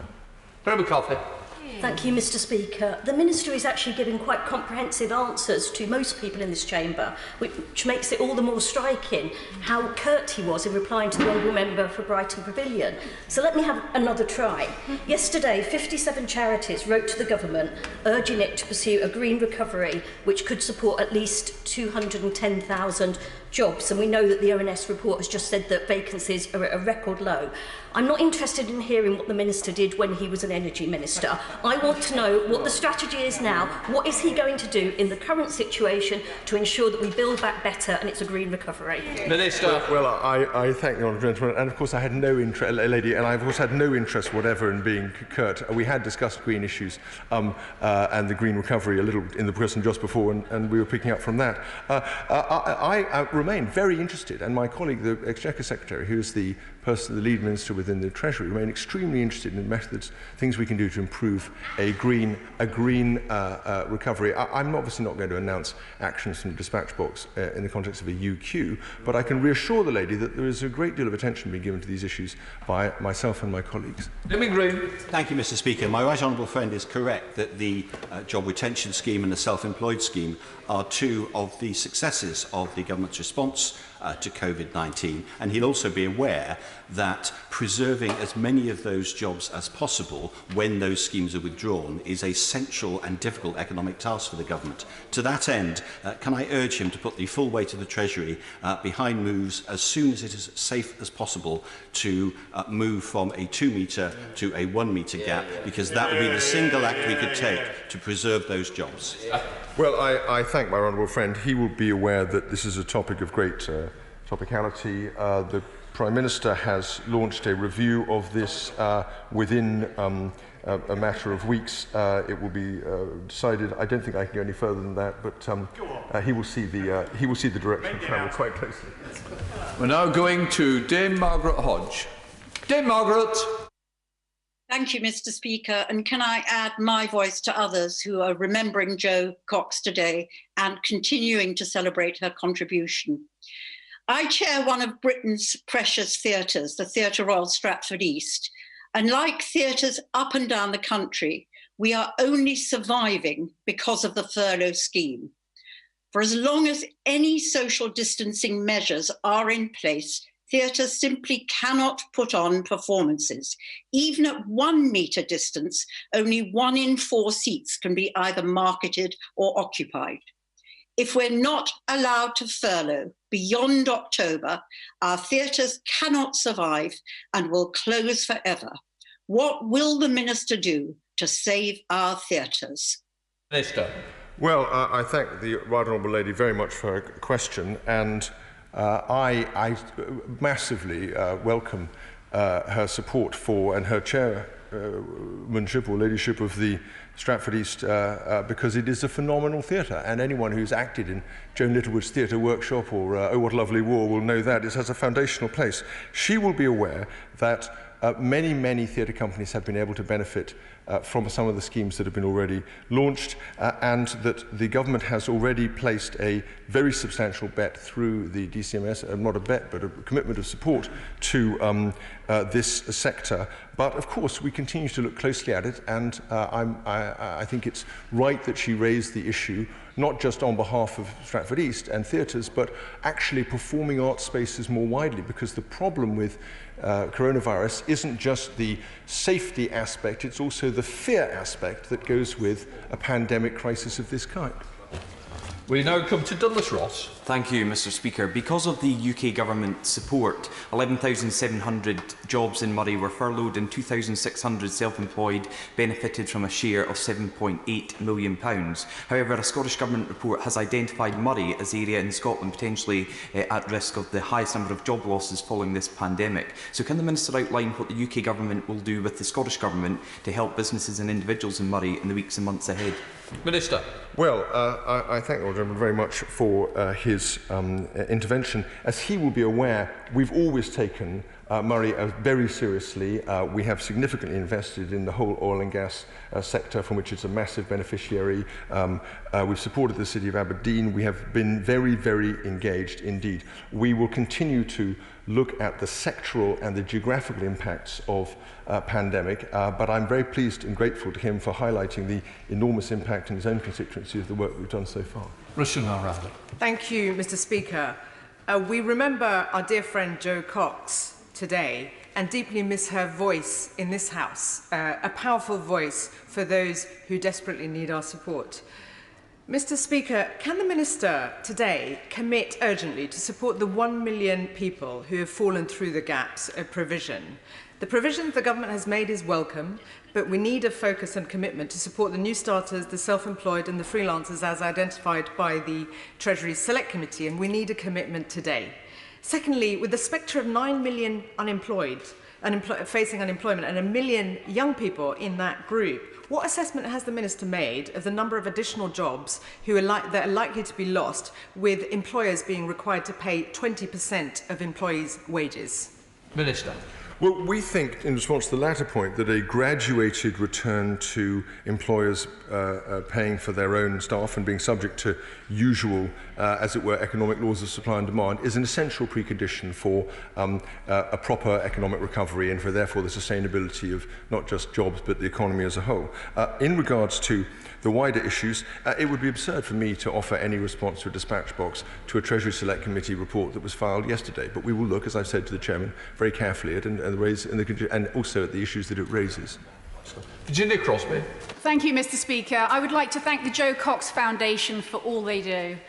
My constituency of Anneliese is dependent on tourism and hospitality, and this sector was the first to be hit by the crisis and is likely to be the last to open up. Will the Minister confirm that his department are looking at new additional measures to support businesses like Church Bay Cottages and Catch 22, who work so hard to support their community at this exceptional time? Well, I thank the Honourable Lady for bringing to the House's attention and mind the delights of Anneliese, and I thank her for that. I would say this, and of course, you know, as a Herefordian, I'm as acutely aware of the importance of tourism to our many of our most beautiful areas as she is. But I would also say that we continue to look at these sectoral inputs as I've described. In fact, as she will be aware, tourism, hospitality, leisure have already received a quite substantial amount of additional support from the government, and we continue to keep the situation under review. Heading to Scotland with Jamie Stone. Jamie Stone. Good afternoon, Mr. Speaker. Really further to the previous question, when the Highland tourism industry does eventually open, it's unlikely that an awful lot of businesses will make enough money to see them through the dark winter months. So in the spirit of the previous answer, I wonder if the Minister would agree with me that it would be helpful to have a meeting to discuss how the furlough scheme and other support schemes could be fine-tuned and tweaked to make sure these businesses survive. Correct. Prevent this by capping the number of employees who can be furloughed. Wouldn't it make more sense instead to cap the number of hours or the total cost to the Treasury for each firm? Well, I thank the right honourable member for his question, and let me reflect upon it. We'll try again with Jamie Stone. Jamie. Thank you, Mr. Speaker. Further to the previous question, when the Highland tourism industry does reopen, it's likely that very few businesses will make enough money to see them through the dark winter months. In the spirit of the Minister's answers, I wonder if you'd be kind enough to agree to meet with me and to discuss how the furlough scheme and other support schemes could be fine-tuned to make sure that these businesses do survive through to next year. Minister. Well, I thank the honourable gentleman, and nothing could silence his voice, and I'm glad to be able to hear his question. I would be very happy to talk to the honourable gentleman. I suspect there is many hundreds of miles between us, but I'll make sure that we find some way to talk to each other. Thank you, Mr. Speaker. The Minister, I must congratulate him. He's got through the entire UQ without making a single commitment, although he's made many observations. I look forward as a member of the Treasury Select Committee to having the government's formal response to our report on the million people that are currently missing out on the government's schemes. Will he see if he can at least make a final commitment before today's UQ ends? What is he doing as a Treasury Minister to ensure that as we move from the acute stage of the pandemic through to furlough schemes beginning to end, that the furlough scheme doesn't get remembered as a waiting room for unemployment, rather than the scheme that it should have been, a job-saving scheme? Minister. Well, she will recall that the topic of the UQ is the job retention scheme, the self-employment scheme, and the relation to the UK economy in the face of COVID. And that is what we have focused on, and that is what I have focused on. Of course, I'll take the Treasury Committee and report, as a former member myself for 5 years, very seriously, as she suggests. I think in many ways, it may well be that people will look back on this job retention scheme and conclude, as the Shadow Chancellor has, not only that it's considerably better than any possible alternative or than inaction, but also they may conclude that actually it's saved an enormous number of jobs as well. Sarah Britley. Thank you, Mr. Speaker. The figures released last week showed just how much of an impact the Treasury's measures are having. In Harman and Haslingden, 11,200 people benefited from the furlough scheme, and 3,300 claims were made under the Self-Employment Income Support Scheme, saving so many jobs and livelihoods in my constituency. As we begin now to reopen our economy, can he assure me that he'll continue to support both people and businesses in the difficult months ahead? Minister. Well, of course the Honourable Lady is right that there will be difficult months ahead. There's no doubt about that. We have specifically given forward guidance on the two schemes in order to be able to give people that reassurance that there would be that tailored support in place for a number of further months, and we will continue to keep the situation under further review as we go forward. Olivia. Thank you, Mr. Speaker. As we know, regional disparities will occur as a result of this economic downturn, and I'm proud to say that Labour mayors and local authorities, like in Sheffield and up and down the country, are making regional plans for to bring more people out of unemployment. They won't be able to deliver this if they don't have sufficient powers and resources in order to do that. Can I ask, Has the Minister met with local authority leaders to make these powers and resources available? Well, I think it's a very important question. Of course, it isn't just Labour mayors. There are plenty of Conservative and mayors of cities who are, and Andy Street for one, who have been taking a lead in this area as well. And I think one of the great things of which this government can be proud is the extent to which devolution and its successors and its predecessors before that permitted these mayoralties to come into being. So I think she's right about that. As she'll be aware, we've made a significant amount of support available already to support local authorities as spending bodies, and it's for mayors to work with them as well as with the substantial amount of infrastructure money that we've made available through things like the Transforming Cities Fund to help to create an integrated response to the coronavirus crisis at the local level. Brian. Given the amount of work that has taken place and continues to take place on making workplaces COVID secure, I wonder whether the Minister thinks that we need to revisit the work from home if you can. Is that under review in the context of the furlough scheme being phased out through its taper? And if so, on what sort of timetable would he envisage that being? Minister. Well, as a former health minister, he'll understand very well the importance of this issue, and I thank him for raising it. Yes, this question is very much one that's being discussed across government at the moment. I would say this, there have been many, one of the few silver linings to this crisis has been the understanding that actually the nature of work is changing as between home and work, and one of the things that has not received very much notice, but I'm intensely proud of, is the way in which HMRC has been able to organise itself into much more of a disaggregated place in order to support from home all the services it continues to deliver. Ben Bloodshaw. Mr. Speaker, can I warmly welcome the government's U-turn a moment ago on school meals and any role the Treasury might have played in that decision. Given its devastating impact on jobs, the wider economy and indeed Treasury receipts, and as the rest of Europe is opening up, could we have a U-turn, please, on the government's ridiculous quarantine policy? Minister. Well, I'm afraid I'm not qualified to comment on the ridiculousness or no of the quarantine policy. It remains in place in order to protect people, and it will be for colleagues to make a decision about that in due course. Mr. Speaker, under this government we have record numbers of women in work in our country, and under the lockdown around 140,000 women will have become pregnant, maybe more. We're already hearing some businesses are routinely making pregnant women redundant despite the law and despite the furloughing scheme. What message does the Treasury have today for those businesses?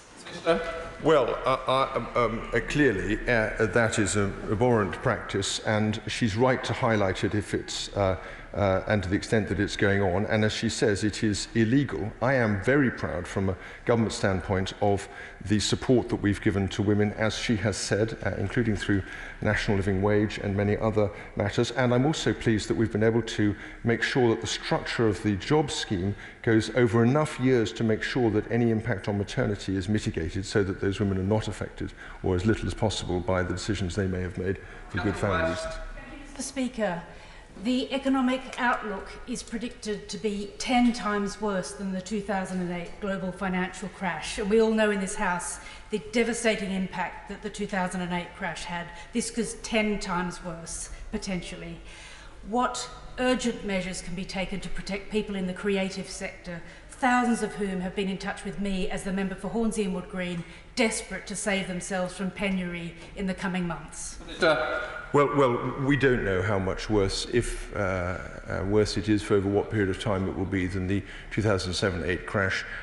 We can be more precise about the causation, because the crash was caused by over-leverage in the banking sector, followed by, so the UK was hit harder by the crisis in other countries as a result. That was a result of government inaction. But the position of people in the creative sectors we have touched on. I not much more I can add in the time available, but I'm very supportive of the situation and we are trying to assist them. Thank you, Mr. Speaker. The Transport Select Committee's report on aviation has noted that British Airways is looking to make almost a third of its workforce redundant, whilst taking the furlough, the jobs retention scheme, for over half of its employees. At the same time, looking to invest £1 billion in a new airline. would the Minister consider changing the job retention scheme so that companies can't behave in this manner and rip off the taxpayer at the same time? Minister. My honourable friend will know that I can't possibly comment on any specific circumstances, but I recognise the work he's done in putting it so squarely in the public mind. 41 withdrawn. Straight to Lucy Allen. Lucy Allen. Mr. Speaker, I would like to thank the Treasury team for their incredibly agile and decisive support given to workers and businesses during this pandemic, and across my constituency we are very, very grateful. As part of the transition to the new COVID economy, will the Minister consider supporting a network of innovative technology accelerators, both in Telford and across the country, to create jobs, new start-ups, and will he meet with me to discuss this further? Well, I'm very interested in the suggestion that she makes. It's not squarely a Treasury matter, it's more an industrial strategy and Bayes matter, but I'd be delighted to meet with the Honourable Lady on the topic. Now go over to Stella Creasy. Stella Creasy. Thank you, Mr. Speaker. And can I associate myself with my many colleagues in remembering our dear lost friend Jo Cox today?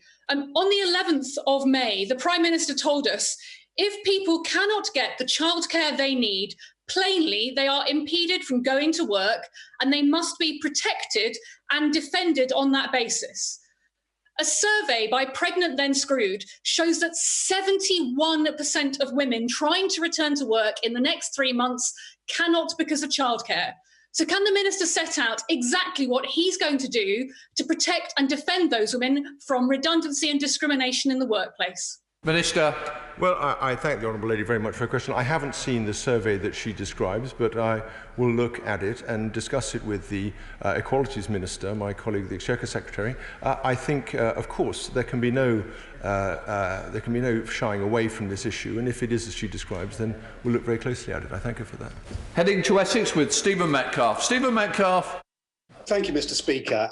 Can I thank the Minister and all his team for the extraordinary work that they've done to support our economy during this first phase of this crisis, and ask that as we look towards the future and our recovery, that he continues to make bold and innovative interventions in our economy to protect as many jobs and businesses as possible in both Basildon and Thurrock. Minister. Well, I think I almost didn't recognise my honourable friend with his new coronavirus growth, but I very much accept and recognise the point he makes, and I thank him for it, and we will continue to work hard in this area. Rachel Hopkins. Thank you, Mr. Speaker. Aviation and associated businesses create stable jobs and economic growth in Luton. Coronavirus is going to impact the industry for the foreseeable future, and recovery is going to be much longer.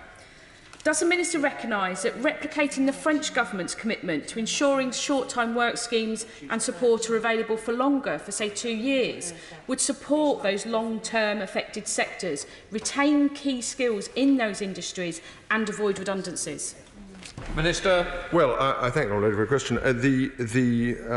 We, of course, are looking closely at other countries to see if there are things they're doing from which we can learn and benefit. I must say I would have some doubts about a scheme that went on as long as that, precisely because we need to return businesses and people working to normality as soon and swiftly and safely as we possibly can. And this might have the effect of counteracting that. But of course, the point is well made, and we'll continue to review these alternative arrangements. Spencer. Thank you, Mr. Speaker. Many of my constituents, such as those working in the creative industries, navigate between self-employment or PAYE, working yet not qualifying for either scheme. Now, given that we're extending our support schemes, will the Minister look into how we can support those who, due to nimble working practices as part of a flexible workforce, miss out on both schemes? Minister. Well, I thank my honourable friend for that. I do recognise that there are some people in that situation, and it's very unfortunate that they may not be able to qualify for each scheme. I mean, to be clear, that would mean they could not have been on a PAYE scheme within the past 3 years as described by the rules, or indeed qualify under the self-employment scheme because for other reasons. But we take the point he makes. We've discussed them in detail. I've explained to the House again in some detail why it's hard to help to reach those people, but we continue to look at that very closely. We're heading up to Greater Manchester with Andrew Gwynn. Andrew Gwynn. Thank you. Today's unemployment data shows 11,400 across Denton and Reddish are furloughed. There are 3,950 claimants, 2,000 higher than in March, and 800 of those are now under 24. In Greater Manchester, Diane Modal has been appointed as chair of the new Young Persons Task Force, which will help to develop a young person's guarantee.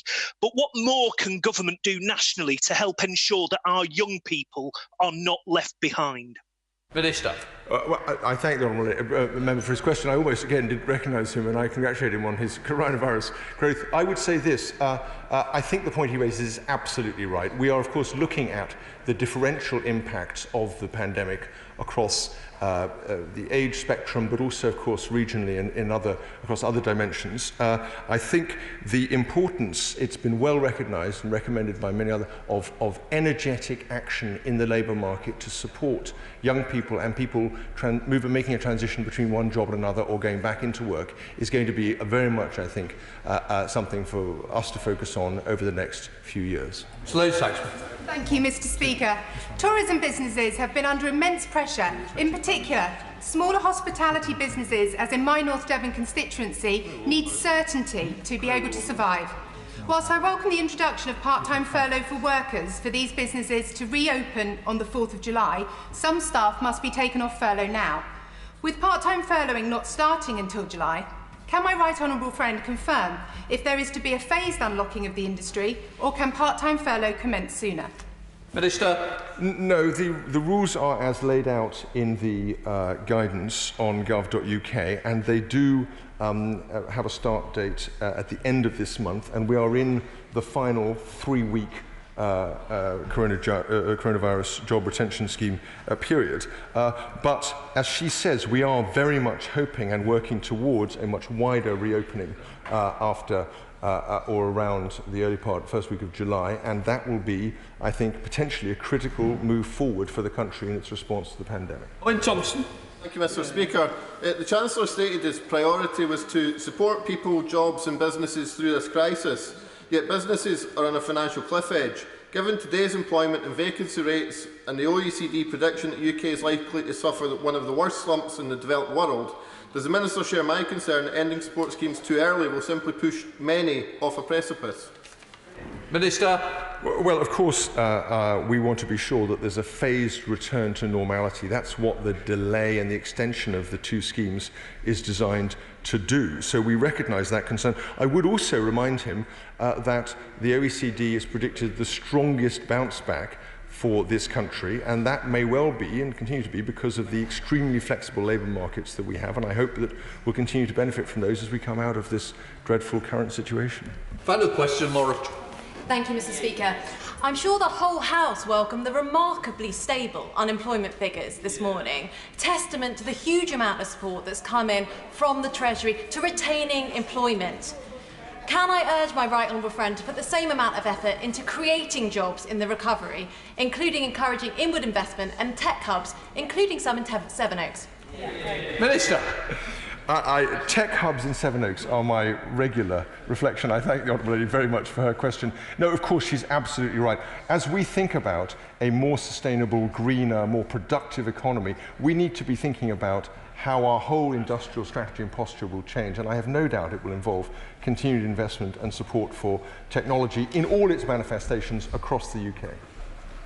In order to allow the safe exit of honourable members participating in this item of business and the safe arrival of those participating in the next, I am now suspending the House for 5 minutes. Order.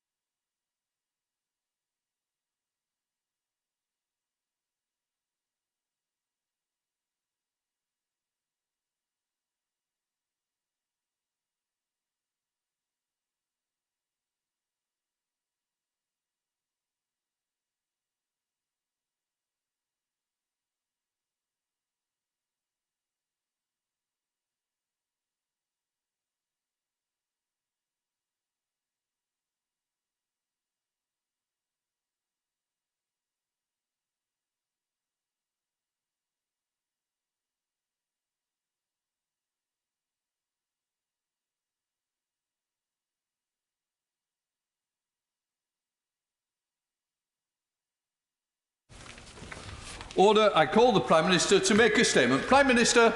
Mr. Speaker, thank you very much. Before I begin, I'm sure the whole House will join me in paying tribute to the memory of Jo Cox, who was cruelly murdered 4 years ago today.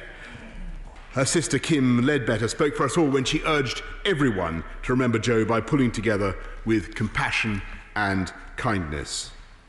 I was concerned to learn that the honourable member for East Dunbartonshire is now in hospital, and we all send her our best wishes.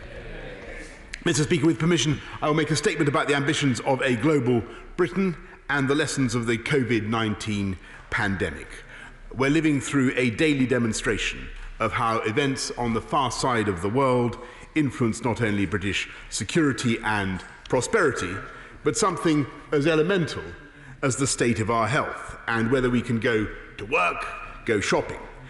This crisis offers vivid proof of the seminal importance of international engagement and exactly why our country must perform its global role. I've begun the biggest review of our foreign defence and development policy since the end of the Cold War, designed to maximise our influence and integrate all the strands of our international effort. And the overriding aim is to bring this country's strengths and expertise to bear on the world's biggest problems, seizing the opportunities of Britain's presidency of the G7 next year and the UN Climate Change Conference, the COP26, which we will host in Glasgow. The UK possesses the third biggest aid budget and diplomatic network in the world, and we owe it to our people to make best use of these assets which scarcely any of our peers can match. The British taxpayer has a right to expect that we will achieve the maximum value for every pound that we spend. And one cardinal lesson of the pandemic is that distinctions between diplomacy and overseas development are artificial and outdated. For instance, to protect ourselves against another calamity, the UK will need to work alongside our friends to strengthen international bodies like the World Health Organization and help vulnerable countries to improve their health systems and achieve greater resilience.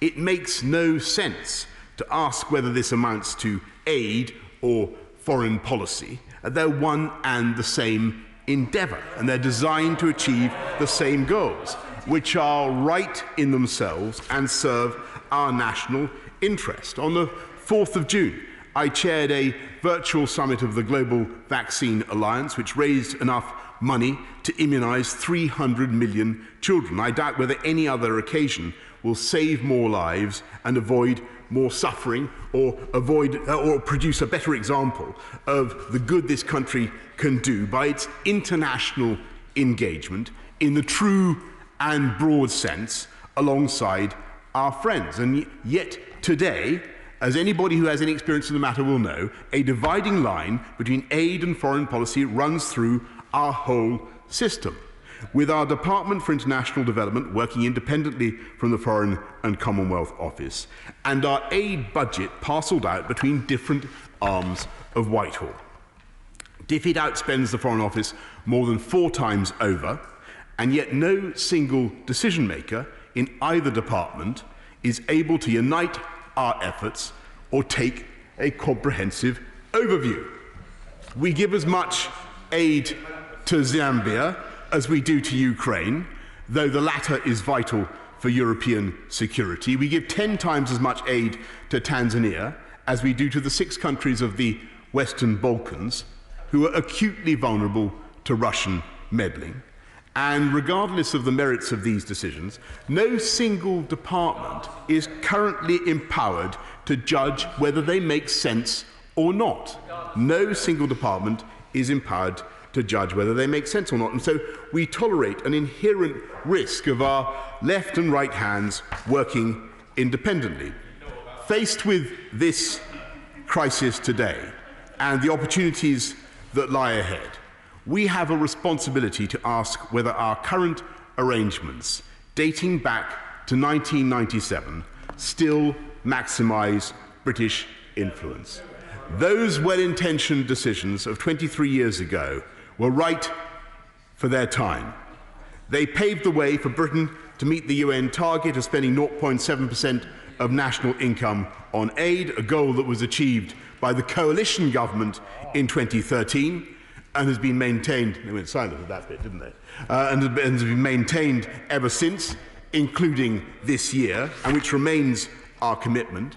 Yet those judgments date from a relatively benign era when China's economy was still much smaller than Italy's, and the West was buoyed by victory in the Cold War. We must now strengthen our position in an intensely competitive world by making sensible changes. And so I have decided to merge DFID with the Foreign and Commonwealth Office, to create a new department, the Foreign, Commonwealth and Development Office. And this will unite our aid with our diplomacy and bring them together in our international effort. DFID has amassed world-class expertise, and all of its people can take pride in how they have helped to transform the lives of hundreds of millions of people across the world. To select but a few examples, they have striven to protect millions of children across the world from polio, which is now on the verge of global eradication.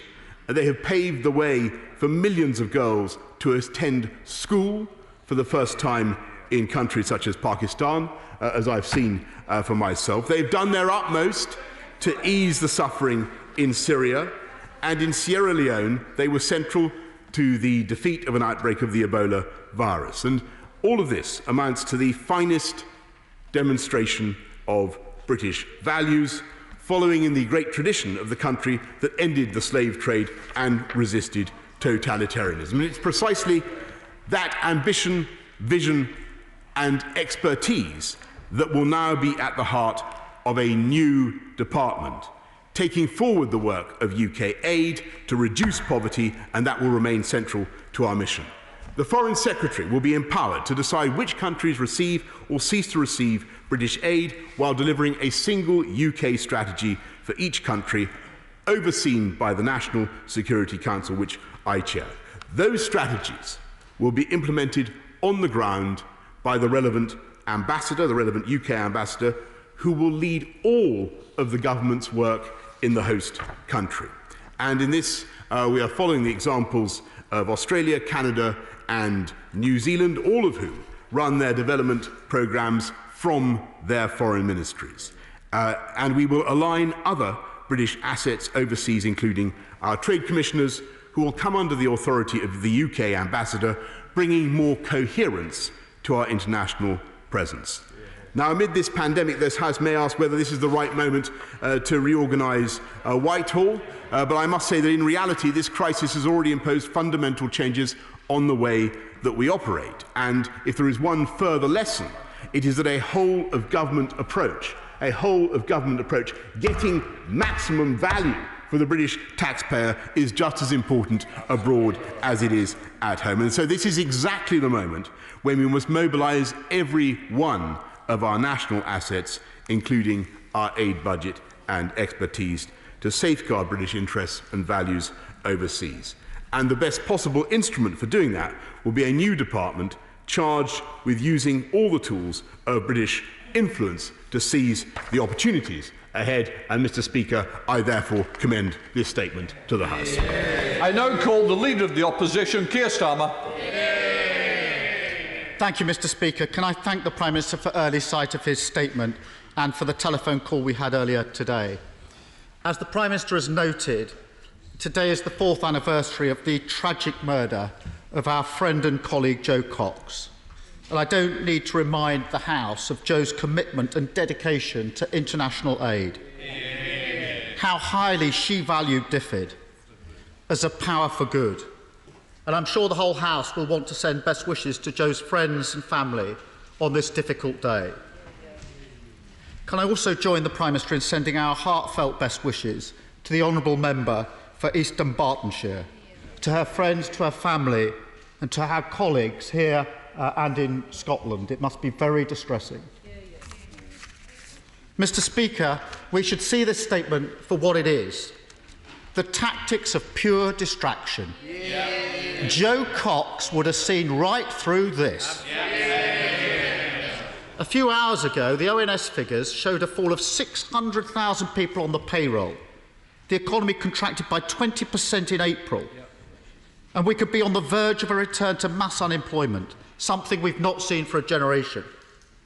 We've also one of the highest death tolls from COVID-19 in the world. At least 41,700 deaths, and likely to be far greater than that. And in the last hour, the government has U-turned on free school meals. Can I put on record my thanks to Marcus Rashford for the part that he has played on this issue and the victory for the 1.3 million children affected. Mr. Speaker, this statement is intended to deflect attention from all of that. And can I assure the Prime Minister it will not work? The Prime Minister spoke about global Britain. I want to take that head on. I passionately believe in Britain. I'm proud of this country. I want to see it playing a leading global role again, a role we frankly haven't played in the last decade.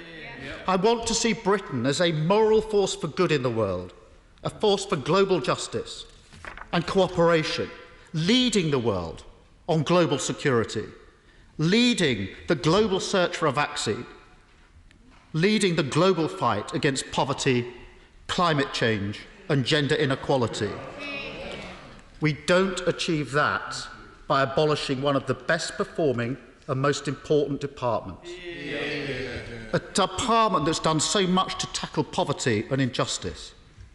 Labour created DFID, and I'm proud of that. And until now, there's been a cross-party consensus about DFID. As the Right Honourable Member for Sutton Coldfield, the former Secretary of State for International Development, said last year, DFID is the most effective and respected engine of development anywhere in the world and a huge soft power asset for Britain. Today, he said, in relation to the Prime Minister's announcement, that it would, in his words, at a stroke, destroy a key aspect of global Britain. His words. I myself have worked with both the FCO and DFID across the world on rule of law projects and anti-corruption projects. I've seen firsthand the value of its work globally. The Prime Minister says the 0.7% will not be eroded. He will understand our scepticism. So can he confirm, will the full DFID budget be ring-fenced in the new department? Will there be no loss of DFID staff numbers and expertise? And how much will this reorganisation cost in the middle of this crisis? Mr. Speaker, abolishing DFID diminishes Britain's place in the world. There is no rationale for making this statement today. The Prime Minister should stop these distractions and get on with the job of tackling the health and economic crisis we currently face. Thank you. Minister. Well, Mr. Speaker, if the right honourable gentleman does not want a statement in the House about an important Whitehall reform, then I think he's misrepresents the views of the House. It's very, very important that we should make these statements, and I'm very proud of what we are doing. Anybody who has any experience of the matter will know that at the moment, UK overseas does not. We are less than the sum of our parts. And if you travel to important foreign capitals where we need to make points to our friends and partners, you have UK diplomats saying one thing and then finding that their message is the message from overseas aid, from UK aid, from DFID is different. That undermines the coherence. That undermines the coherence of our foreign policy, and he will know that very well. It is absolutely vital that we have a coherent, joined-up message for our international partners, and we speak with one voice. And at a time when the UK is spending £15 billion on overseas aid, 0.7% of our GDP, I think the British people will want to know what we're doing right now to make that spending more efficient. And they will want to know what we're doing to ensure that the UK is supporting the campaign to develop a vaccine against coronavirus. And I'm very proud of what the UK is doing. I think it's fantastic that we secured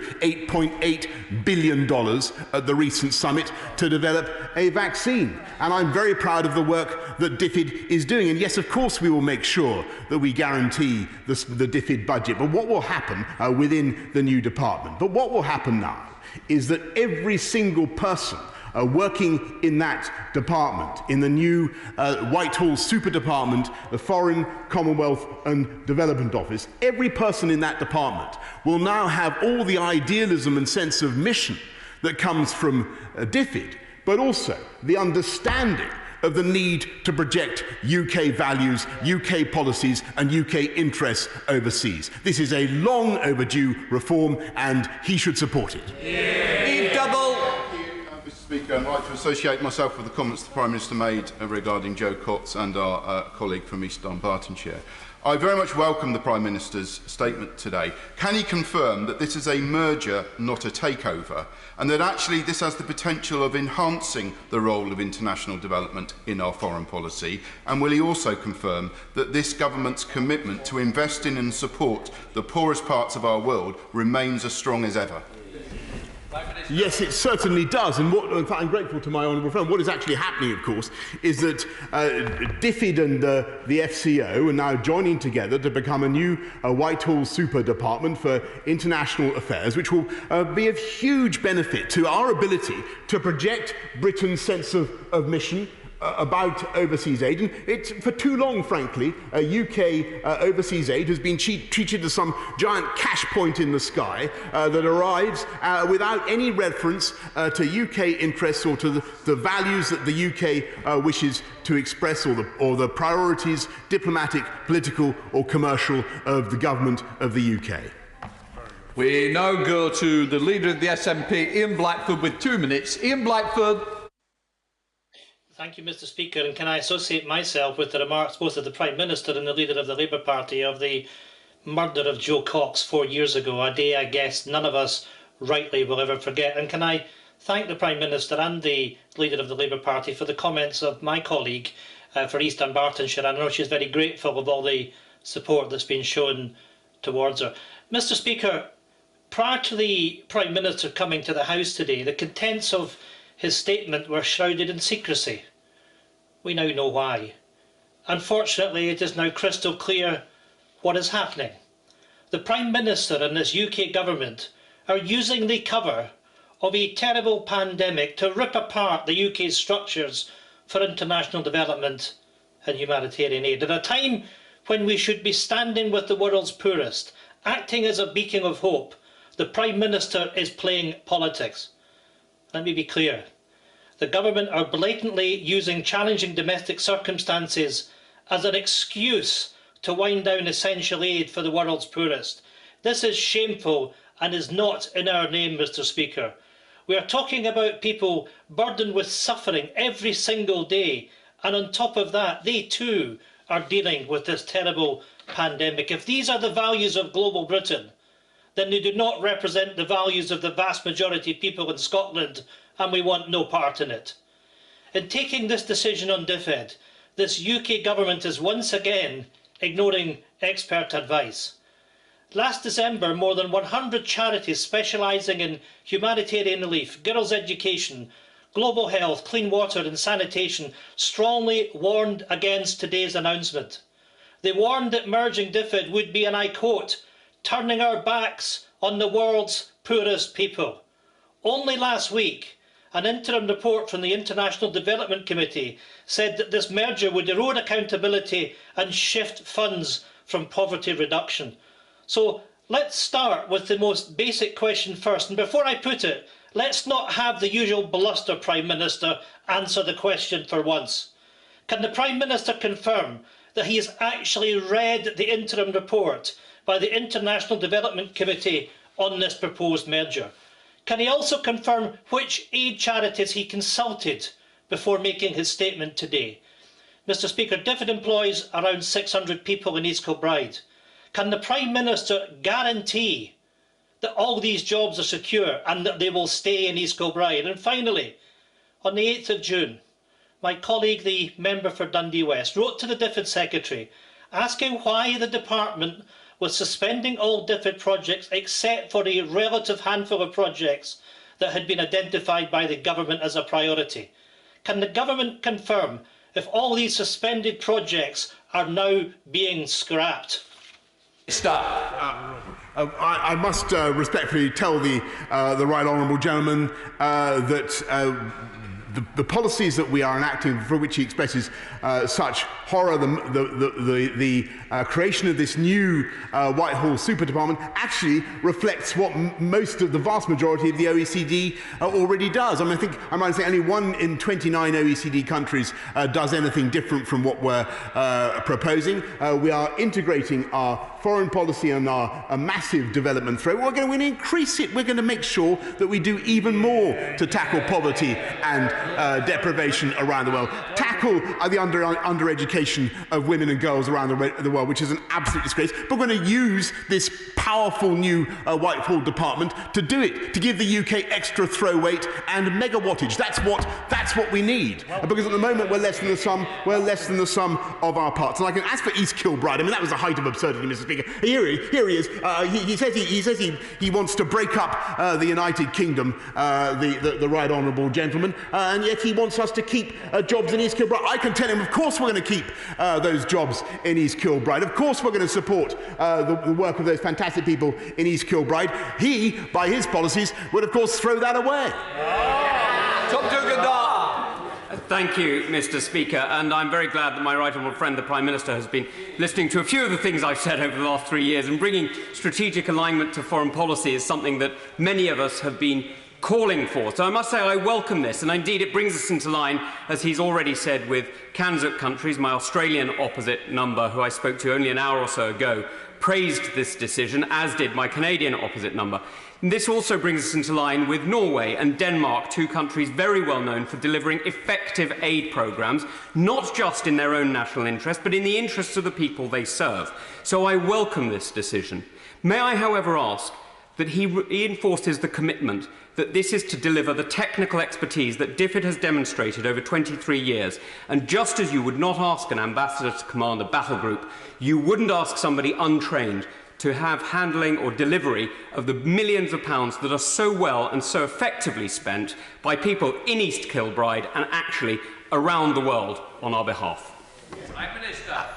Absolutely, Mr. Speaker, and I'm glad that with his experience of foreign affairs and development, he does, and all that he's seen around the world, he does support this initiative. And it's absolutely vital that in the new department, people are multi-skilled and people understand that, as I said just down to the House, that people in the Department for Foreign, Commonwealth and Development Affairs understand how development can be a fantastic tool for the promotion not just of human rights and the tackling of poverty around the world, but also of promoting the values and interests of this country at the same time. And that, I think, is what the people of this country want to see.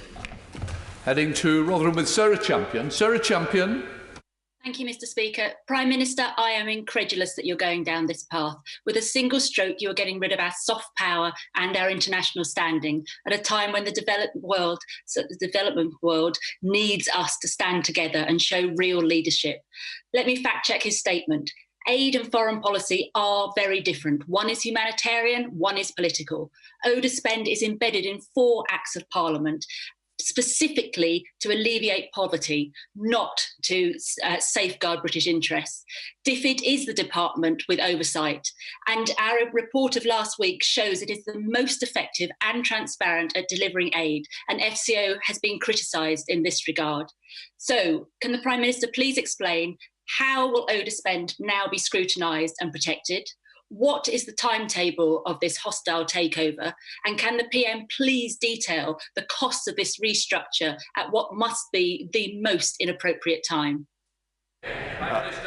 Parliament will, of course, have the ability to scrutinise the new department, and I imagine that Parliament will wish to set up a new committee to do so. The timing of the change, as I said, is September, where we expect to have it all complete. I think she is being, frankly, and I think many members opposite are being, frankly, far too negative about this. This is an opportunity for us to get value from the huge investments that we make in overseas spending and to make make sure that that spending continues to tackle poverty and deprivation around the world, and to put the tackling of poverty and deprivation at the very heart. Think about that, at the very heart of UK foreign policy. That is something that I think members opposite should rejoice at. Tobias Elwood. Thank you, Mr. Speaker. I've long called for Britain to have a stronger, more authoritarian voice on the international stage as a force for good. But I've also called for a grand strategy, not only linking what the Foreign Office does and DFID does, but also trade and defence to create a grand strategy and international outlook. I've also called for better strategic oversight of DFID spending, moving away from the archaic ODA laws, which are now out of date. I am concerned about the timing of this, because there is an enduring emergency that must be the government's priority. And he himself mentioned the Defence, Security and Foreign Policy Review, which was designed to understand what our Whitehall architecture should be, in understanding what our vision, what our outlook, what our place in the world should be and what aspires to be. Surely that should come first. Can he also confirm that with GDP expected to fall, that because of the given 2% GDP target for defence is now going to be obsolete, that there will be no real terms cut in the defence budget?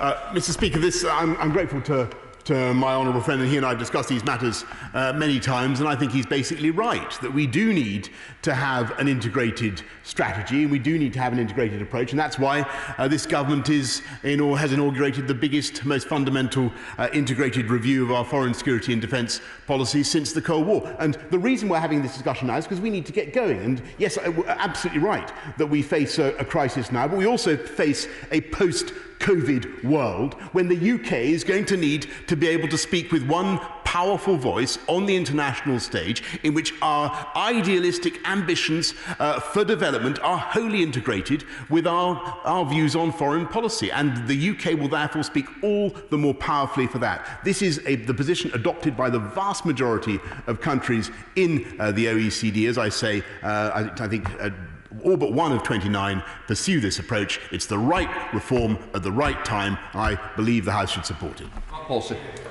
To follow the point of my honourable friend, here in Britain we've got companies with great brands and great products, and there's never been a more important time to promote them overseas and in emergent markets. So can the Prime Minister ensure that the new department will maintain the same level of global political and economic influence that was developed under DFID, while maximising opportunities for UK exporters?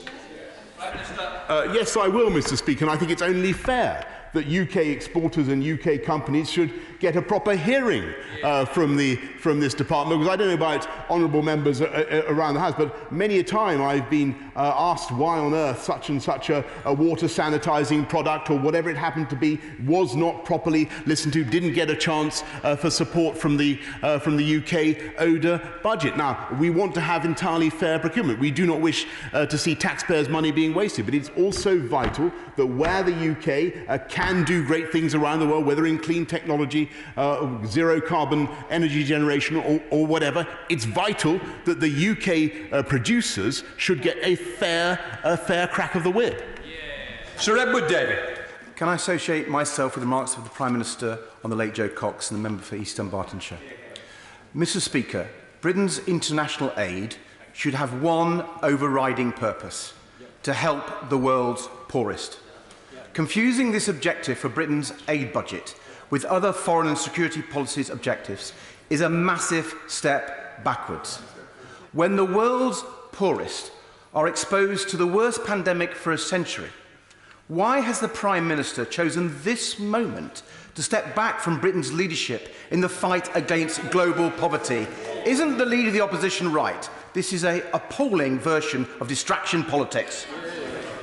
Absolutely not, Mr. Speaker, because now is exactly the moment when we need to intensify and to magnify Britain's voice abroad, and to make sure that when we make our points in other countries about tackling poverty, that we are listened to, the Her Majesty's ambassador in that country is listened to with the attention that is due to the person who commands the whole panoply of our foreign policy. That is absolutely vital for our success, and that's what we're going to achieve. Alan Cairns. Madam Deputy Speaker. Can I congratulate my right honourable friend, the Prime Minister, on maintaining his reforming agenda? But can he reassure the House that this is an opportunity to drive the UK's interests globally and to protect the most vulnerable around the world? He mentioned the UK's presidency of the G7. But does he also agree that this is an opportunity to play leading roles in international organisations like the OECD, like the World Health Organization and the WTO and so on? Yes. Yes, indeed, Mr. Speaker. And as he knows, next year the UK takes up the chairmanship of the G7. We have the COP26 Climate Change Summit, and our voice in these proceedings will be greatly magnified by having a single powerful voice for the projection of the UK view overseas. This is a big step forward for global Britain. Sir Geoffrey Donaldson. Thank you, Madam Deputy Speaker. Northern Ireland wants to play its full part with the rest of the United Kingdom in promoting this country overseas, and we're proud of what the United Kingdom has done across the world. As Northern Ireland approaches its centenary next year, will the Prime Minister assure me that whether it is new free trade agreements, whether it is promoting the United Kingdom as a whole through our diplomatic missions, and indeed drawing on the expertise of people from Northern Ireland in providing UK aid overseas, that we will be able to play our full part in these new arrangements? Yes. Of course, I can give my right honourable friend that assurance, and Northern Ireland will play a full part, not just in these arrangements, but as he knows and as he fought for in all the free trade deals that we do.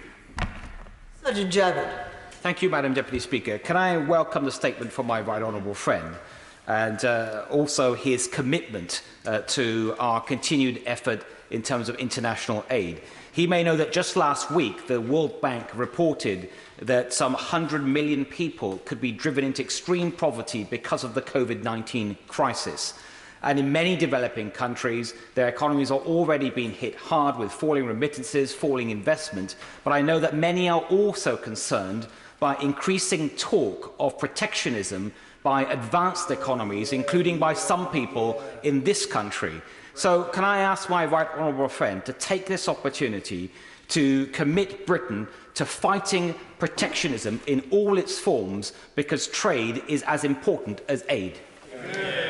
Absolutely, Mr. Speaker. And I think that my right honourable friend raises a profoundly important point. There is a risk now that some countries may seek to return to protectionism, to an autarkic beggar-my-neighbour approach. That is not the way of the United Kingdom. Of course, we want to see to build up our own manufacturing capabilities, to make sure that we have the resilience in our economy when crises hit. But we also depend wholly on free and fair trade, and that is what we will fight for. We now go to Kirsty Blackman in Aberdeen. Kirsty Blackman. Madam Deputy Speaker, international aid is about assisting people who are living in unimaginable poverty. The Prime Minister's answers today have been massively concerning. Will the priority of the new department be to help the most vulnerable people in the world, or will it be to increase the UK's voice abroad? Of course, it will do both. And let me just explain to the honourable lady that it is no use a British diplomat one day going in to see the leader of a country and urging him not to cut the head off his opponent and to do something for democracy in his country, if the next day another emanation of the British government is going to arrive with a cheque for £250 million. We have to speak with one voice. We must project the UK overseas in a consistent and powerful way, and that is what we're going to do. Sir Desmond Swain. So long as the Kingdom and this House resembles a stunt by 1984's Junior Anti-Sex League, the recovery necessary to sustain his global ambition and indeed the 15 billion of international development aid will evade us. Surely a yard is more than enough. Mr. Speaker, my right honourable friend invites me to comment on the social distancing rules, and he is wholly right that we will continue to review those rules. I am determined to make life as easy as possible for our retailers, for our hospitality industry, but we must defeat this virus, as I'm sure he knows, and I'm sure the people of this country understand. We're making great progress as a country. The numbers of deaths have massively come down, the number of new hospital admissions have massively come down. We continue to make progress, but we must make sure that we get the virus fully under control before we make the change that he wants.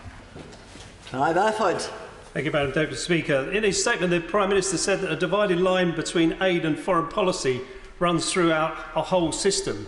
But back in 1994, when that dividing line didn't exist, we ended up with the Pergyle Dam scandal, where we poured billions of pounds of taxpayers' money into a scheme that was to win a foreign trade deal on arms. That led to the introduction of the International Development Act 2002 to outlaw linking aid to foreign policy. So can the Prime Minister give us a guarantee that that's not his objective? The honourable gentleman is entirely right, and there was a scandal involving the Pergyle Dam, and he and I remember it vividly, and it was wrong that huge sums were given in aid for a project that didn't have a good business case. But the International Development Act protects us from that kind of mistake and that kind of approach, and we will not take that approach. This is not, let me stress, this is not a return to the idea of tied aid. It's very important for the House to understand. This is about coherence, and projecting our mission abroad. It's about projecting the UK abroad. Andrew Griffith. Thank you, Madam Deputy Speaker. In combining these two departments, does my right honourable friend share my ambition that global Britain can be a world leader in new clean technologies like fusion and quantum and hydrogen technology in the life sciences? And, Madam Deputy Speaker, as today we celebrate Sussex Day, also the export of English sparkling wine, creating thousands of high-quality, well-paid jobs in growth industries. Yes, indeed, Mr. Speaker, and he is absolutely right in what he says about fusion research, where we lead the world at Culham. He's right about what he says about vaccines, about hydrogen, but and indeed satellite technology, where we also lead the world. And he's, of course, completely correct in what he says about Sussex wines, which are the world's, or among the world's finest. Kevin Brennan. Thank you, Madam Deputy Speaker. He's the captain of the ship of state as we navigate the perilous waters of Brexit, of COVID, of civil unrest, and his priority is to rearrange the deck chairs of Whitehall. But if this really is a merger, presumably, if this really is I'll allow him to chunter and then I'll ask my question. If this really is a merger,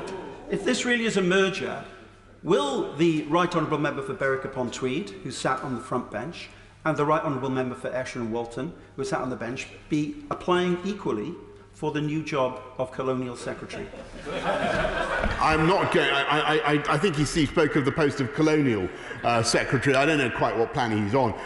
We are going forward with a single new Whitehall Department for International Affairs, which I believe will add greatly to this country's global throw weight.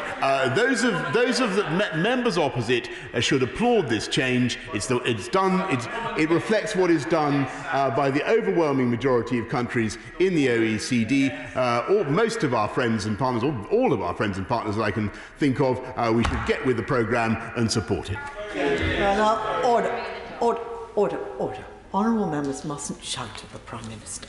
We're here to ask questions, and we're here to ask questions, not make long preambles to questions. If we don't have shorter questions, I'm afraid everyone is not going to get the chance to ask their question. And if the questions are shorter, I know the Prime Minister will thus be able to give shorter answers. Crispin Blunt. Thank you, Madam Deputy Speaker. Can I welcome this change, and the logic of it is overwhelming, and it's going to be a great day for our diplomatic clout, but that does depend on the values that are going to underpin a global Britain, and whether we're going to be able to exercise leadership on the relief of poverty, justice and the international rule of law will depend on those values. and they are getting an immediate test in 2 weeks' time when our ally Israel is going to annex elements of the occupied Palestinian territories, a grave breach of international law, and surely we must try to divert them from that prospect with real sanctions if they breach international law. Order. Before the Prime Minister even answers that question, nobody was listening. Short questions, and then the Prime Minister can give short answers. Madam Deputy Speaker, yes, I believe that what is proposed by Israel would amount to a breach of international law, and we've strongly objected, and we believe profoundly in a two-state solution, and will continue to make that case. We now go to Lucy Powell in Manchester. Lucy Powell. Thank you, Madam Deputy Speaker.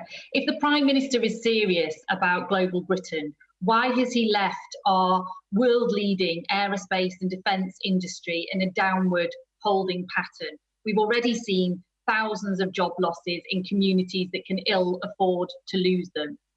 With the right action now, the UK could lead the global race in a green revolution in defence and aerospace. Can he make this his vision of global Britain rather than another unnecessary Whitehall reorganisation? Grateful to the Honourable Lady, and that's indeed what we're doing. And I've spoken to the head of Rolls-Royce and other companies about exactly the vision for aerospace that she describes. There is a big opportunity for this country to lead the world in low-carbon aerospace technologies, and that is what this government is going to do. Gareth Bacon. Thank you, Madam Deputy Speaker. Would the Prime Minister agree with me that global Britain is not just about pursuing an ambitious independent trade policy, but at its heart it's about championing values? And would he further agree that in order to make this a reality, we must strengthen our voice on the world stage and be unafraid to call out countries who threaten these values and the rules-based international order?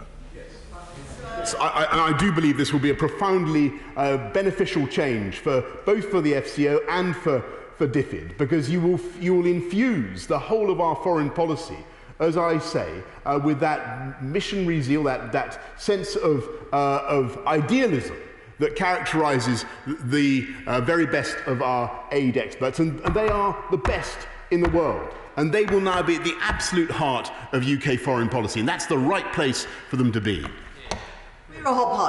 Thank you. All I'm hearing from today's exchange is that we will only help the poorest in the world if they're buying British goods. Yeah. And I, Madam Deputy Speaker, words fail me at the cowardly abdication of Britain's global responsibility towards the poorest in this world. And we are shooting ourselves in the foot. We know the COVID crisis can only be resolved if the poorest countries too get rid of the virus or control it. So will he reconsider this globally illiterate and morally apprehensible move? I think that she should look at what this country is actually doing to tackle coronavirus around the world, giving more than any other country to tackling to the search for a virus. I don't think she saw what happened at the recent Gavi summit, but she should be proud of what this country is doing to tackle that virus around the world. Claire Coutinho. As someone who started their career in emerging markets, can I roundly welcome this move? And would the PM agree with me that as the world changes, this speaks to how developing countries want to receive aid, not in isolation, but as part of a comprehensive dialogue across trade, across investment, technology, diplomacy and defence, so that they can achieve their own goals? My honourable friend is entirely right, and I think that the confusion that you find in capitals of our partners around the world must end. They must understand that the UK government speaks with a single voice, has a powerful, clear message from a new international department that I think will do a power of good around the world. We already punch above our weight. This will help us to punch even harder. Would the Prime Minister agree that one of the areas for his missionary zeal for this department would be tackling corruption, which, if we can make progress there, would help the stability of regimes all around the world? Yes, indeed. And the UK leads the world in tackling corruption and money laundering. And once again, that agenda is going to have far more heft, because of the integration of the two departments.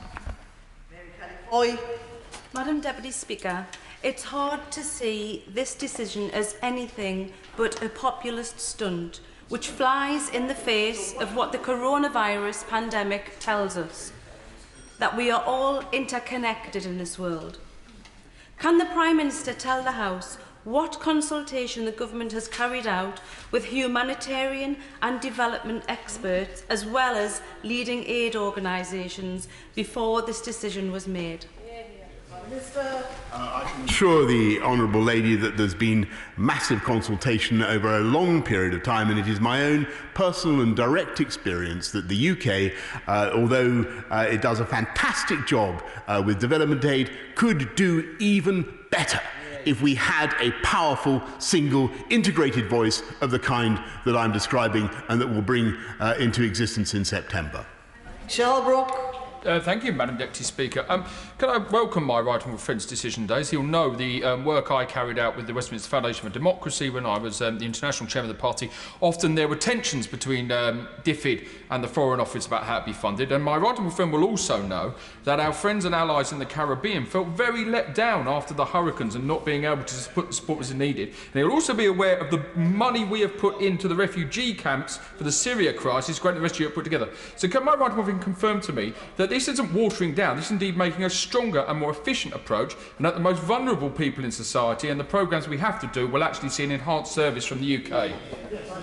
That's right, and it was one of the absurdities of the DAC rules that vulnerable island states in the Caribbean were not actually eligible for ODA, and we had to fight to get that change. Now with this new super department we will be able to argue as one across with all our friends and partners around the world for new perspectives on those particular problems and work together to tackle them.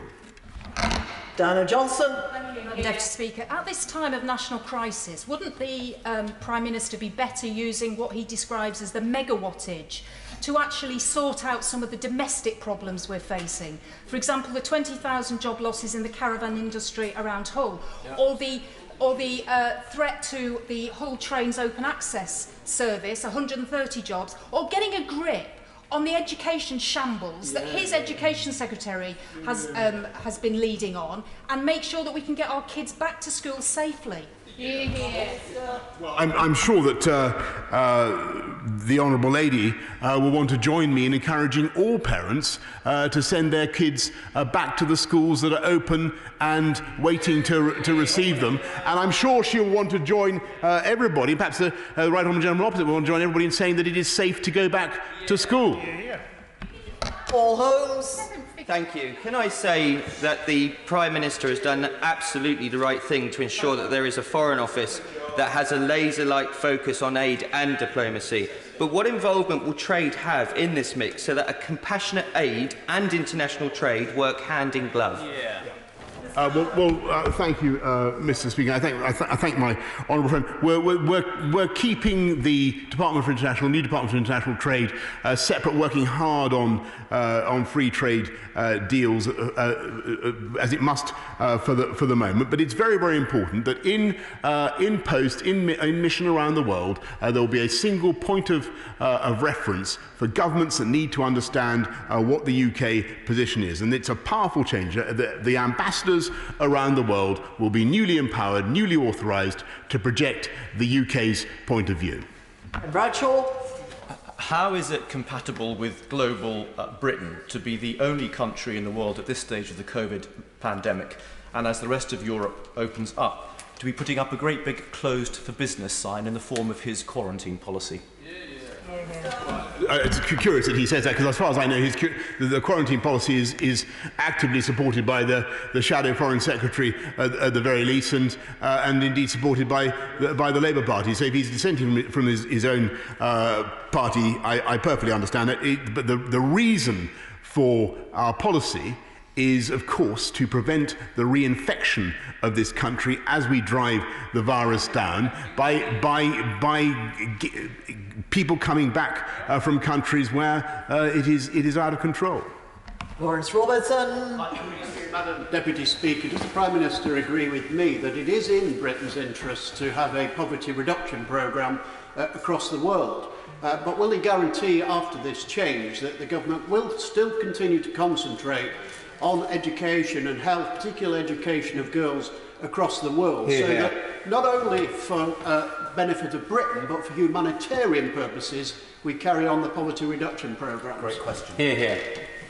Yes, and at the heart of the mission of the new department will be 12 years of quality education for every girl in the world. I think probably the single best thing you could do for the future of our planet. We now go to York, to Rachel Maskell. Thank you, Madam Deputy Speaker. We are in the midst of a pandemic crisis, the midst of a trade agreement crisis, and the midst of an economic crisis. While the Prime Minister is struggling to respond to each of these, why has he decided that now is a time to distract his attention with this internal reorganisation, water down aid, as opposed to addressing the crises sitting on his desk? Well, Mr. Speaker, we're getting on with the business of governing this country, improving our international performance, making sure that the UK is able to speak with a single powerful voice overseas. And that's vital now in this crisis. It's going to be vital as the crisis comes to an end. Jacob Young. Thank you, Madam Deputy Speaker. I fully welcome this change. We're reassessing our role in the world, and this is the perfect time for it. Does my right honourable friend agree with me that as we take this bold step as a new global Britain, we have a lot to learn from our Kanzuk partners? Yes, we do, Mr. Speaker, and I thank my honourable friend. He's bang on the money, and we are simply coming in line with what, as I say, not just Australia, Canada, New Zealand already do, but 28 out of 29 OECD countries. Let's go to Carol Monaghan. Thank you, Madam Deputy Speaker. DFID has funded outstanding research projects with partners in the developing world. The Prime Minister has a keen eye for detail, so he'll be well aware that all too often the Home Office applies a colonial mindset to prevent these very same partners travelling to the UK. So as the Prime Minister talks of coherence and value for money, will we now see departments working in collaboration? Or will everyone's work and money still be wasted by the whims of the Home Office? The Home Office is doing an outstanding job in containing illegal immigration in small boats, working very closely, I might say, with our friends and partners in France. Jeremy Hunt. Madam Deputy Speaker, I wrestled with this issue when I was Foreign Secretary, but I think it is the right thing to do, because in Africa today, there is competition, intense competition between countries that do not promote democracy and human rights as part of their aid agenda, like China, and countries like Britain that do. And if we are going to support those British values, we need to speak with one voice. But given that one of those values is eradicating extreme poverty, would the Prime Minister consider allowing the junior minister who is going to be responsible for DFID to attend Cabinet so that people can see that commitment to eradicating poverty is undiminished? I'm grateful for his support, and I know that he wrestled with the issue when he was doing the job that I once did as well. I think that he's come to the right conclusion. As for his suggestion on how we'll work it in government, I listened carefully to what he had to say. Chris Bryant. The world increasingly thinks that this country under this Prime Minister is a basket case. The highest excess death rates in the world, the deepest economic collapse, schools returning in complete and utter chaos, and a quarantine introduced after the horse has already bolted. And at a moment of international crisis, the biggest idea that the Prime Minister has is that he should change the letterhead from the Foreign Office. This is a nonsense. Doesn't he realise that this isn't a statement on global Britain, it's a statement from Little England? Well, Mr. Speaker, I was very sad and disappointed to hear the remarks of the right honourable gentleman opposite. I think I think it's an important change that we're making in the way we work our foreign policy. I think he should applaud it. I think he should welcome it. And by the way, I think he should also not run this country down.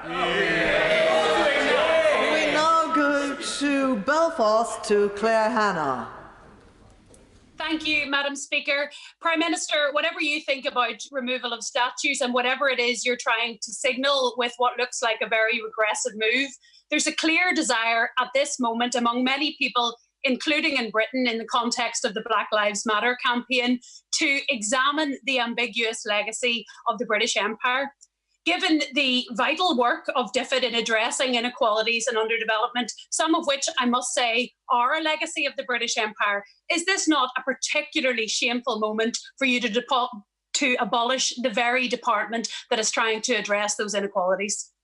So we're not abolishing the role of the international development expert. We are exalting them. We're enhancing them. We're making them part of one of the senior departments in this country, able to project British views overseas. And yes, of course, we will continue to tackle injustice around the world, but we will be able to do it with a more powerful voice than ever before. Sir David Evanet. Thank you, Madam Deputy Speaker. I welcome my Right Honourable Friend's statement on Global Britain and strongly endorse the merger of DFID and the Foreign and Commonwealth Office to put aid, development and diplomacy at the centre of our foreign policy. Does he agree with me that the Commonwealth is a power for good in the world and that Global Britain should embrace and work strategically with Commonwealth countries in leadership, aid and trade issues? I thank my right honourable friend very much. He's entirely right. The Commonwealth is a massive, powerful force for good. 53 nations united with a shared tradition and a shared ambition to encourage free trade around the world. And we will develop and many other important causes, which we will, of course, be addressing at the Kigali summit when we can hold it next year. We now go to Edinburgh to Joanna Cherry. Thank you, Madam Deputy Speaker. Many of my constituents care passionately about free trade because it has the potential to lift millions of people across the world out of poverty. Will the Prime Minister give me a cast iron guarantee that the plans he has announced today will not result in any diminution of the UK government's previous commitment to support fair trade across the world from Palestine to the Ivory Coast? Minister. Of course. Andrea Leadsom. Thank you, Madam Deputy Speaker. I think today's statement is a hugely positive opportunity for the UK to truly lead the world in tackling climate change and in decarbonisation, and to help some of the poorest in the world to protect and preserve their livelihoods. But will my right honourable friend reassure us that he will use brilliant UK science and green technology to create and support new jobs here in the UK and to level up right across our country? I thank my right honourable friend. She's absolutely right, and there's a massive opportunity for this country in green finance, in green technology, whether from wind turbines or new battery technology, and we are proceeding apace with those investments. Thank you. We now go to Nail and Anya, to Angus Brendan McNeill. Thank you very much, Madam Deputy Speaker, and I wonder when the Prime Minister will give her votes back for those of us who can't attend Parliament. But to the matter at hand, the Prime Minister is, of course, famous in his approach to detail. And I notice he says the Trade Commissioner will be under the authority of UK ambassadors in his statement today. Now, in Latin America, there are 12 ambassadors and 1 Trade Commissioner. So, Prime Minister, how will that work then? Mr. Speaker, the obvious answer is that in country there is a single head of mission, and that is, thank you, that is the ambassador. That's how it works. It's very, very important that everybody understands that. And I repeat what I said to my friend, the Right Honourable Leader of the SNP. We will ensure that we keep that investment in East Kilbride, keep supporting East Kilbride, which, of course, he, by his desire to break up the United Kingdom, would be throwing away. Stephen Crabb. Thank you, Madam Deputy Speaker. I always remember Malcolm Bruce, the former chair of the International Development Committee, saying that the thing about DFID is that it's not as good as it thinks it is, but it's nowhere near as bad as what its critics say. And I am concerned that we shouldn't lose some of the expertise that's accumulated within the department. But one area where there's been big improvements in recent years, which I hope the Prime Minister would agree with and give a commitment to protecting, is in the area of scrutiny and accountability of every single pound of aid money that's spent. Will he give the commitment today that there will be no reduction, no diminution in the quality of the scrutiny of the money spent in our name? I think UKA can be very proud of the scrupulousness with which it is spent, and and I'm no doubt that the parliamentary oversight will continue in the current way. Emma Hardy. Thank you, Madam Deputy Speaker. In a sudden change to plan, I'm wondering what the Prime Minister's thoughts are to the previous Prime Minister, David Cameron's comments that the decision to merge the departments is a mistake, and that he believes that the end of DFID will mean less expertise, less voice for development at the top table, and ultimately less respect for the UK overseas. Does he agree with the former Prime Minister? No, I profoundly disagree with that, and all my experience is that, alas, there is an incoherence in UK foreign policy which we can now rectify and have a better, more powerful, more positive voice for this country overseas, which puts the idealism of development aid professionals at the heart of our foreign policy, and that's what we're going to do. And finally, we go to Rutland and Melton, to Alicia Cairns. Thank you, Madam Deputy Speaker. I thank my right honourable friend in office at the coalface. I welcome this decision, which will end bureaucratic wranglings, hopefully end the disparity between the treatment of our FCO and DFID staff, and ensure all overseas postings work as one team, because that's how we support allies and those in need. Will he confirm that those raging that this will bring back tide aid and that this is a retreat from the world stage are actually doing a disservice to our FCO and DFID staff and are wrong? Yes, I'm grateful to my honour, and of course they are completely wrong, because this is a massive opportunity for this country to project itself more powerfully abroad, and what we want to see, and what I know we're going to achieve, is a union of the idealism, the passion, the commitment of DFID with the diplomatic, the political skills of the Foreign Office to make sure that we intensify our mission as one of the great development powers of the planet. That's what we're going to do. Thank you. In order to allow members to leave safely and other members to arrive safely, I will suspend the House for 3 minutes.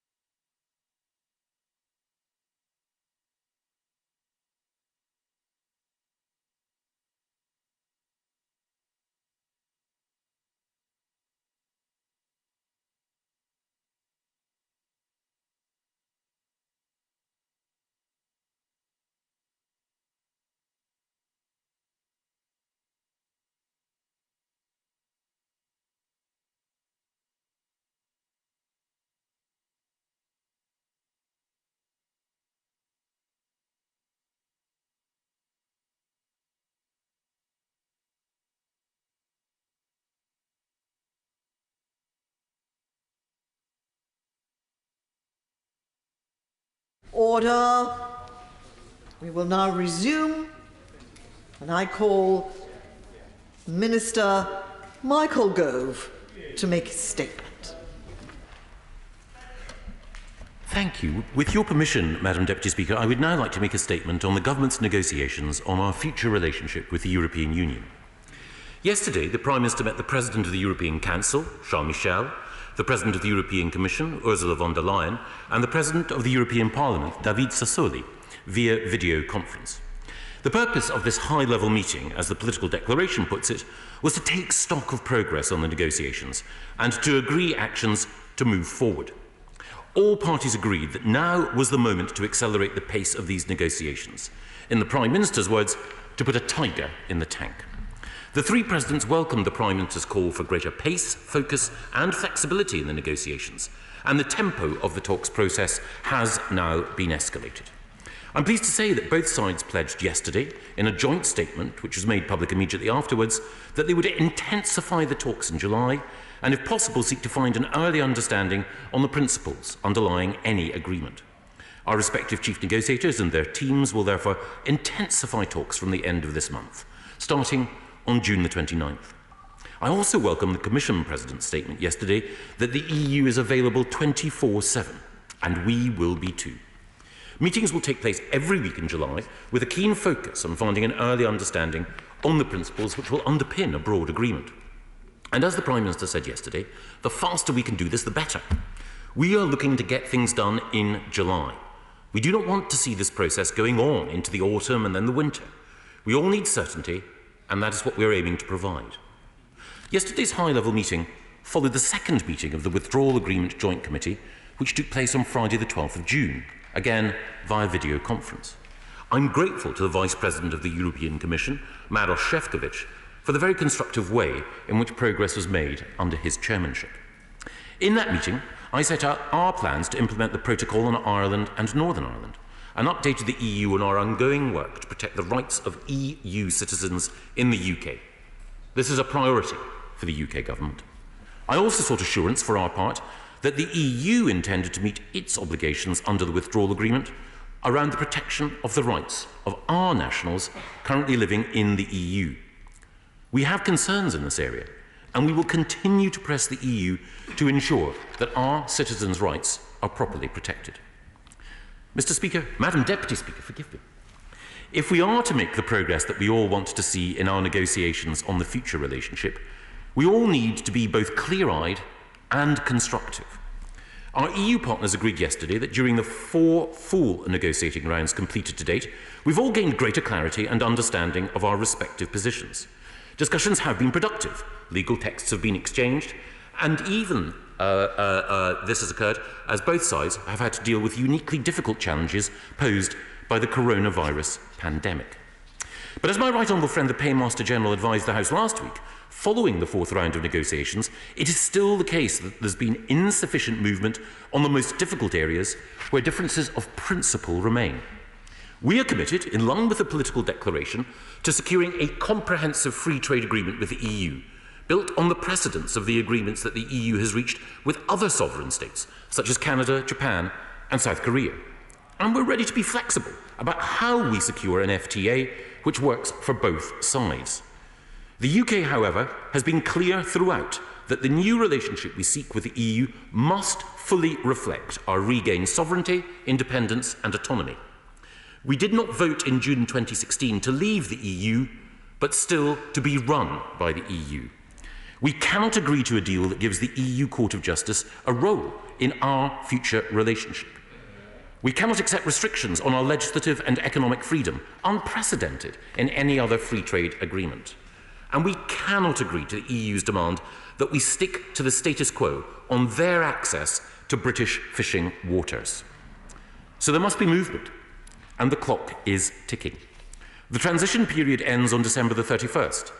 That was a manifesto pledge on which this government was elected, and it was the instruction from the electorate in the 2016 referendum to leave the single market and the customs union and to grasp the opportunities of full economic and political independence. 4 years on from the referendum result, no one can argue that this is a rushed or a precipitate step. It is delivering, at last, on democracy. Of course, we will manage the adjustment required at the end of the transition period in a flexible and pragmatic way to minimise any challenges and to maximise all opportunities. But the call from opposition politicians to extend the transition period is not in the national interest. Staying under the EU's control after this December would mean paying money into EU budgets that we could spend on our NHS. Accepting new laws over which we would have no say, laws shaped in the interests of others, and being stopped from taking the actions that we need to supercharge our economic recovery. That would clearly not be in our national interest. And of course, there is no intrinsic reason why a deal cannot be concluded in good time. As Robert Azevedo, the Director General of the World Trade Organization, confirmed at the weekend, a deal between the UK and the EU can be reached in a timely way if the political will is there. The UK's political will is there. Our position is reasonable, based on precedent, and we still have the time to bring a deal home. That is why the Prime Minister has led the drive to accelerate these talks, to reach agreement, and to ensure that next January we leave the regulatory reach of the EU and embrace the new opportunities our independence will bring. And I commend this statement to the House. Rachel Reeves. Thank you, Madam Deputy Speaker. 4 years ago today, I was at Leeds General Infirmary with Jo Cox's parents and her sister. I'll never forget that day and all that we lost. Today we remember Jo and remind ourselves of her values and all that she stood for. Madam Deputy Speaker, I thank the Minister for an advance copy of his statement today. Following the meeting on Friday, both the UK and EU confirmed that there is not going to be an extension of our negotiations beyond the end of this year. That puts the focus firmly on both sides to secure the deal that they described in the political declaration. The Right Honourable Gentleman knows full well what a calamity leaving only on WTO terms would be for our country. Last year, the Minister told the Oxford Farming Conference that small farms would be hardest hit by the barriers and tariffs from trading on WTO terms. This is on top of what many farmers fear from a lack of legal safeguards from cheap imports with lower environmental and animal welfare standards. And this isn't an isolated incident of uncertainty. In the automotive industry, Nissan say that we've modelled every possible ramification of Brexit, and the fact remains that our entire business is not sustainable in the event of WTO tariffs. Similar warnings have been made by Vauxhall's owners about their future presence in Ellesmere Port. The Minister has been clear in the past why it is important to get a deal. So will he explain again today why a deal is better than leaving on WTO terms? The Prime Minister states his own authority on having an oven-ready deal. But today, in the Minister's statement, he said that we want to intensify talks in July and to find, if possible, an early understanding of principles underlying any agreement. Madam Deputy Speaker, that doesn't sound like an oven-ready deal to me, and is the cause of great concern to all of us. Yet the ingredients of such a deal were published, and the country expects them to be delivered upon. The Minister today has referred back to his manifesto pledges to end the transition period at the end of this year. So may I remind him of some other pledges in that manifesto? First, no tariffs, fees, charges or quantitative restrictions across all sectors. Will the government give UK industries and workforces peace of mind and prevent their business models rupturing in the coming months? Late on Thursday, the government published a written statement indicating a U-turn on border controls, perhaps recognising that the government simply has not done enough to prepare for new rules that they wanted to introduce. However, this does nothing to help British businesses exporting to the EU. The Minister said in his statement the government will manage the commitments required, yet he can't make that pledge unilaterally. So how will the government help exporters who will face these rules from day one? Second, their manifesto told voters that the Brexit deal would safeguard workers' rights, consumer and environmental protections. Does the Minister agree with me that it is essential that the UK defends these standards in all trade negotiations with other countries? People want to see the UK win a race to the top, not be forced into a race to the bottom, overseen by an overseas president. Third, we were promised broad, comprehensive and balanced security partnership. There is no greater priority than keeping the British people safe and secure. On the 3rd of June, the Right Honourable Member for Maidenhead asked for reassurance that as of the 1st of January, the UK will have access to the quantity and quality of data it currently has with regards to European criminal record data. Can the Minister provide an answer? Because 2 weeks ago, the Prime Minister was unable to. Fourth, we were told that whatever happens, the UK will respect the Good Friday Agreement. Many Northern Irish businesses, including manufacturing firms, have integrated supply chains across the United Kingdom.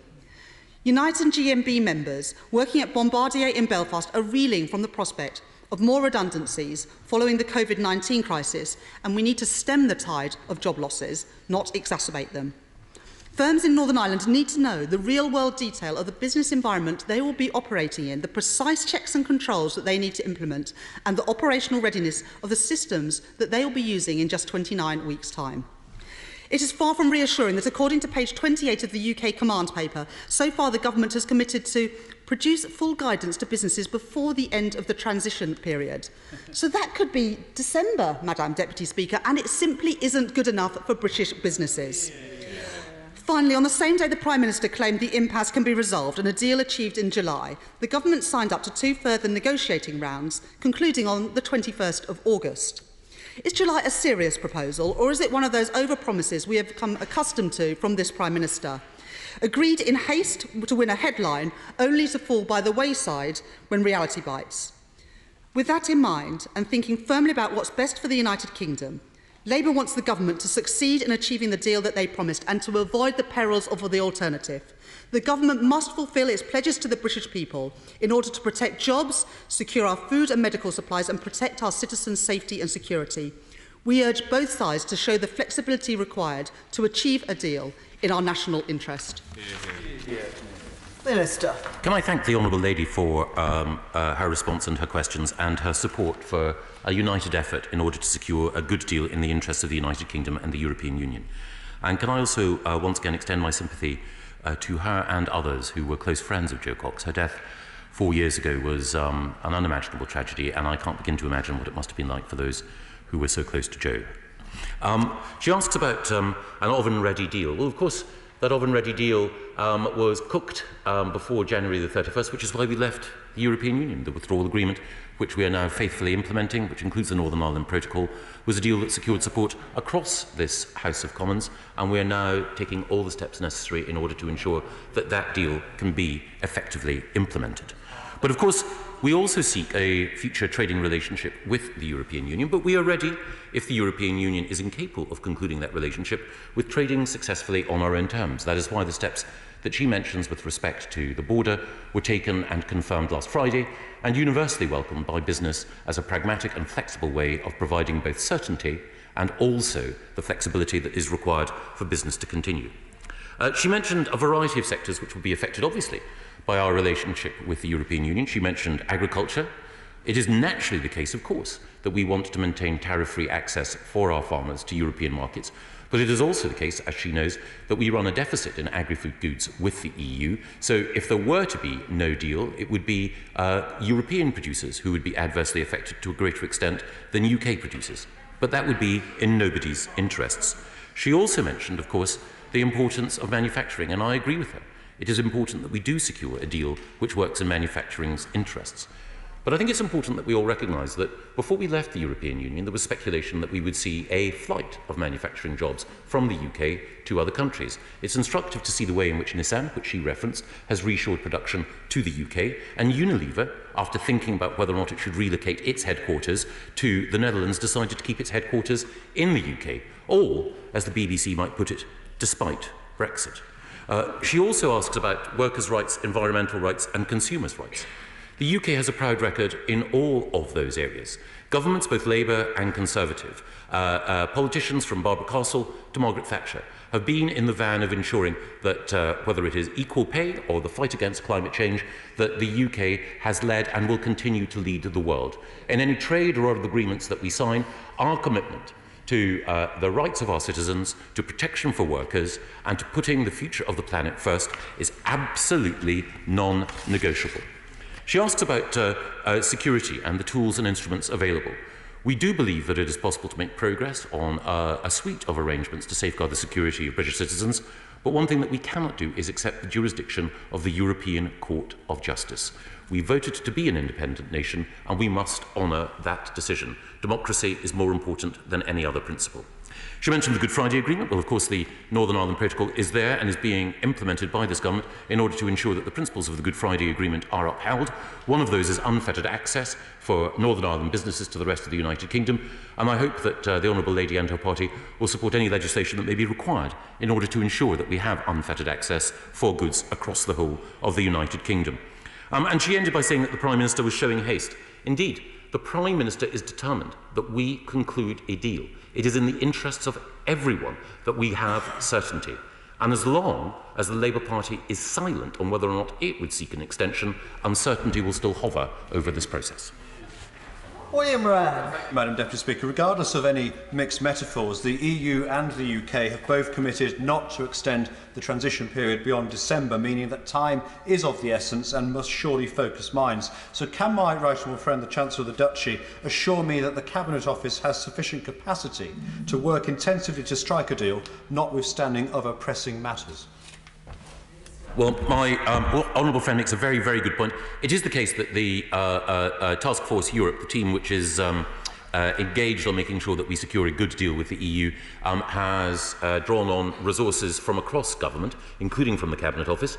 It's led, of course, by the Prime Minister's Sherpa David Frost, but we do have, I believe, an excellent team, well capable of taking forward all strands in this negotiation. Well, we now go to Perth to Pete Wishart. And thank you very much, Madam Deputy Speaker. Can I start by thanking the right honourable gentleman, because he, more than any other senior Tory, has made the single biggest contribution to the cause of independence in Scotland. And it's been his supreme efforts around Brexit that has pushed support for Scottish independence to sustain majority support. For all of us that support an independent Scotland, we salute him today, and the statue will soon be commissioned in Aberdeen Harbour soon. I'm sure all that nonsense and Euro-blaming you just spouted looks like progress to him, but for us in Scotland, it just confirms why we want to get out of their dysfunctional union. And just look at last week. He totally and contemptuously ignored the representations from all the devolved administrations about Brexit extension.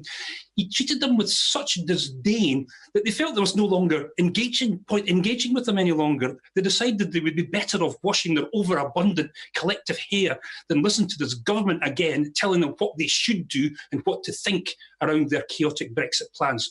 So can I ask the Secretary of State, what is the point? What is the point of devolved administrations engaging with him and his government anymore? And Madam Deputy Speaker, a tiger has been put in the tank, but that tank is labelled Scottish independence. Well, I'm very grateful to the honourable gentleman for that gallimaufry of not so much mixed as entangled metaphors. Can I first of all congratulate him for wishing to erect statues rather than pull them down? I would be delighted to be carved in marble, bronze, or whatever is the appropriate material anywhere in Scotland, but I have to say I don't deserve it. Can I also say to him...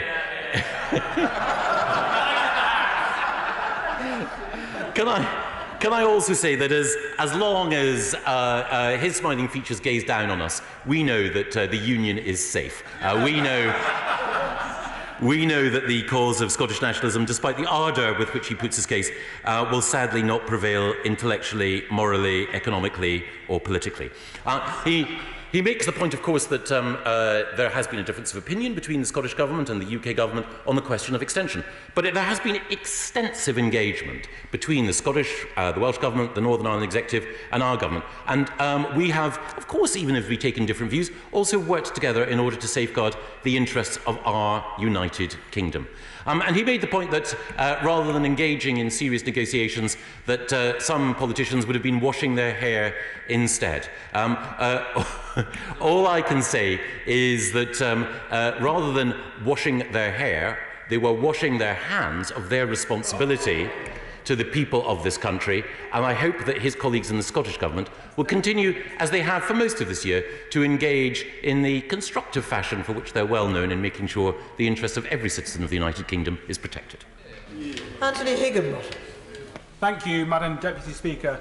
On the 1st of January, the UK will emerge as a sovereign trading nation, and it's clear from my right honourable friend's statement that with goodwill on both sides and a recognition of this sovereignty, that there is a deal to be done.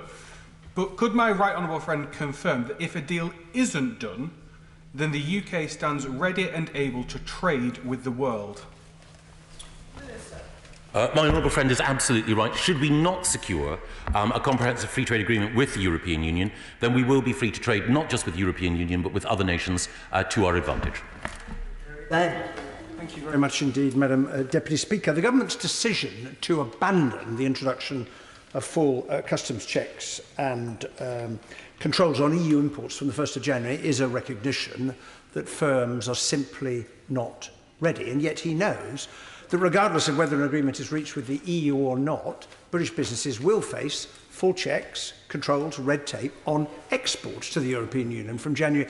Given his decision and given coronavirus, why does he think that British businesses are going to be able to cope with that? It is the case that British businesses responded warmly to the announcement that we made on Friday as a pragmatic and flexible approach. The only alternative to the approach that we outlined would be to extend the transition period. I know that's the position of the Labour Party in London and in Wales, but we don't know what the position of the Labour Party in London and in Leeds is. The position of the front bench and the honourable gentleman. Theresa Villiers. Will the Minister promise that any fisheries agreement made with the EU will provide for annual negotiations and reflect the UK's status as an independent coastal state, and we won't see a repeat of the betrayal that happened in 1972? I'm very conscious of the mistakes that were made during our accession and the damage that the common fisheries policy has done not just to our coastal communities but to the husbanding of a very valuable marine resource. And we certainly have made it clear to the EU that we will be an independent coastal state and we will have annual negotiations. Angela Eagle. Thank you, Madam Deputy Speaker. The right honourable gentleman has come here throwing out phrases like tiger in the tank and trying to gear up on the optimism, but last week, the UK's chief negotiator said that progress remains limited. What makes him think that progress, which has been so limited in the past, is all going to miraculously resolve itself by the end of July? Well, it is the case that progress has been limited, but the impetus that was lent to the talks, not just by the Prime Minister, but also by the 3 European presidents yesterday, was a clear signal of intent, and we will work with goodwill with our European partners in order to conclude an agreement as quickly as possible. Bob Stewart. Thank you, Madam Deputy Speaker. Our 2 French-speaking dogs cross the Channel several times a year, Mr. Minister, on a pet passport. And on their behalf, and on behalf of all other dog owners that take their Labradors, on behalf of all pet owners who take their dogs abroad on a pet passport, can I ask my right honourable friend if there will be similar arrangements after the 31st of December? Yes, I completely sympathise with my honourable friend and many, many other responsible pet owners. In my previous role as Secretary of State at the Department for the Environment, Food and Rural Affairs, we made sure that we worked on arrangements in order to ensure that travellers could take their pets abroad when they are visiting the European Union and vice versa. And if I may say so, nous défendrons toujours les droits des chiens. Dr. Rupa. Thank you, Madam Deputy Speaker. I can see, with everything else going wrong for them, why they want to rehash their greatest hits. But the right honourable gentleman seems to have missed a fundamental 80% of our GDP. That's services and financial passporting in particular. Will he guarantee a financial equivalence regime at the end of all this? Or is it just blue passports that playing to the gallery allows him? Well, I didn't mention the colour of passports in my statement, but I'm grateful for the Honourable Leader reminding the House that this is one of the many new freedoms we'll enjoy outside the European Union. I pledged, and indeed the Prime Minister pledged, always to report back to this House on the progress of negotiations. That's why I'm here. And on the substantive question, the question of equivalence is one which the EU will grant on the basis of an objective rules-based process. It's not a matter for negotiation. Equivalence on both financial services and on data adequacy is something that flows as a result of the EU's internal processes rather than an external negotiation. Tracy. Thank you, Madam Deputy Speaker, and can I welcome the statement? And speaking to businesses in my constituency, what is clear that they've gone through an unprecedented time of uncertainty, both with the current pandemic, but also with the prolonged Brexit saga. What we need to do now is give them clarity. So does my right honourable friend agree that by rejecting calls to extend the transition period will give businesses right across the UK the certainty they need to successfully plan for life outside the EU and get themselves ready for the many opportunities of part of a more globalised economy? My honourable friend makes a very, very good point. And he echoes the words of Carolyn Fairbairn of the CBI, who said, "We've left the EU politically. We do now need to leave the EU economically. Business does not have any interest in delaying that because that is uncertainty magnified." I agree.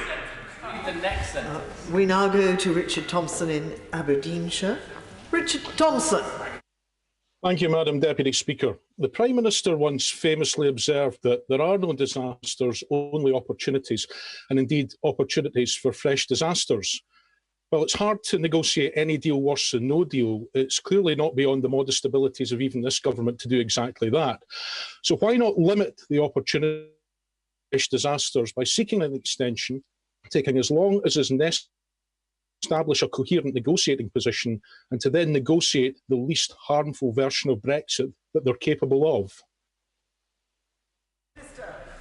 Well, it is the case that we do have a clear negotiating position, one that was supported in the general election of last year, and it will be the case that the constituents of the Honourable Member in Gordon will benefit from the new opportunities that being outside the European Union will bring, being outside the common fisheries policy, having access so that Scots farmers can secure new markets for their high-quality produce, and at the same time safeguarding the high-quality standards on environment and animal welfare that are at the heart of the UK's world brand. Steve Double. Thank you very much, Madam Deputy Speaker. This government was elected with a substantial majority and a clear mandate to get Brexit done without delay or extension to these negotiations. Does my right honourable friend agree with me that those who are calling for an extension, although it might enhance their own standing in their own party leadership campaign, are doing no favours to our country? All they're doing is prolonging the agony, deepening the divisions, when we all need to unite to get together, get through our current challenges and grasp the opportunities Brexit brings. My honourable friend is absolutely right. There is clarity and certainty from some parties in this House. The Scottish National Party want an extension. It's also the case that the SDLP and the Alliance Party and the Liberal Democrats want an extension. The DUP, like us, do not want an extension. But there is still uncertainty about what the Labour Party wants. As long as that uncertainty lasts, business will want answers. Thank you. And Madam Deputy Speaker, over the past few weeks, I have often thought of our friend Jo Cox and her call that we concentrate on what unites us. She is much missed. The North East is a great trading region with part of integrated supply chains, pan-European, just-in-time supply chains which drive prosperity, jobs and economic growth. Previous government modelling said that a no-deal Brexit would hit our economy by 10%. Now, the talk of a no-deal Brexit may be just negotiating position, but can he promise to publish regional economic assessments so that we know who will pay the price for failed negotiations? Well, as the Honourable Lady knows, my professional career started in the North East of England, and I have enormous affection and respect for the way in which she champions the interests of her constituents. And she is right that part of the North East's economic success depends on manufacturing and supply chains. That is why we will ensure that the North East of England is not just safeguarded, but has its economic prospects enhanced, not least by the establishment, we hope, when we're outside the EU, of a free port in the North East. Dr. Kieran Mullen. Madam Deputy Speaker, does my right honourable friend agree with me that every time those on the benches opposite seek to find yet another way to keep us locked into EU bureaucracy to achieve their policy aims, they're actually saying in a very clear sense that they don't trust British voters to make those policy decisions for our country? My honourable friend is absolutely right, and he reinforces the observation that I've come to, which is that the louder the opposition heckles, the truer the question from government backbencher. matters. Thank you, Madam Deputy Speaker. The parent company Vauxhall Motors in Ellesmere Port is waiting for the outcome of these negotiations before it makes any investment decisions. So, to get a favourable decision, we need guarantees that there will be no tariffs, fees, charges or quantitative restrictions in the automotive sector. Can he give that guarantee? That is the commitment to which the European Union have aligned themselves in the political declaration, and we'll hold them to that. Sean Bailey. Thank you, Madam Deputy Speaker. Madam Deputy Speaker, without fear of repeating what many of my colleagues have already said, businesses in the Black Country have got one simple ask. They want clarity and they want to get this done. So would my honourable friend give a message to my businesses in Wednesbury, Oldbury and Tipton that by rejecting an extension, by getting this done and by a simple ask of a free trade agreement in line with what the EU has with every other country, it'll give them the clarity they deserve as we come out of these unprecedented times? In Wednesbury, Oldbury and Tipton, and indeed across the West Midlands, my honourable friend is absolutely right. Business wants certainty. That is what our announcements provide. Chris Bryant. Two industries in Wales are particularly interested in what's going to happen in relation to any trade agreement. The first is Welsh lamb, because there's a real danger that the Welsh lamb industry will completely collapse if we don't have completely tariff-free arrangement with the EU. We hardly sell any Welsh lamb outside Europe.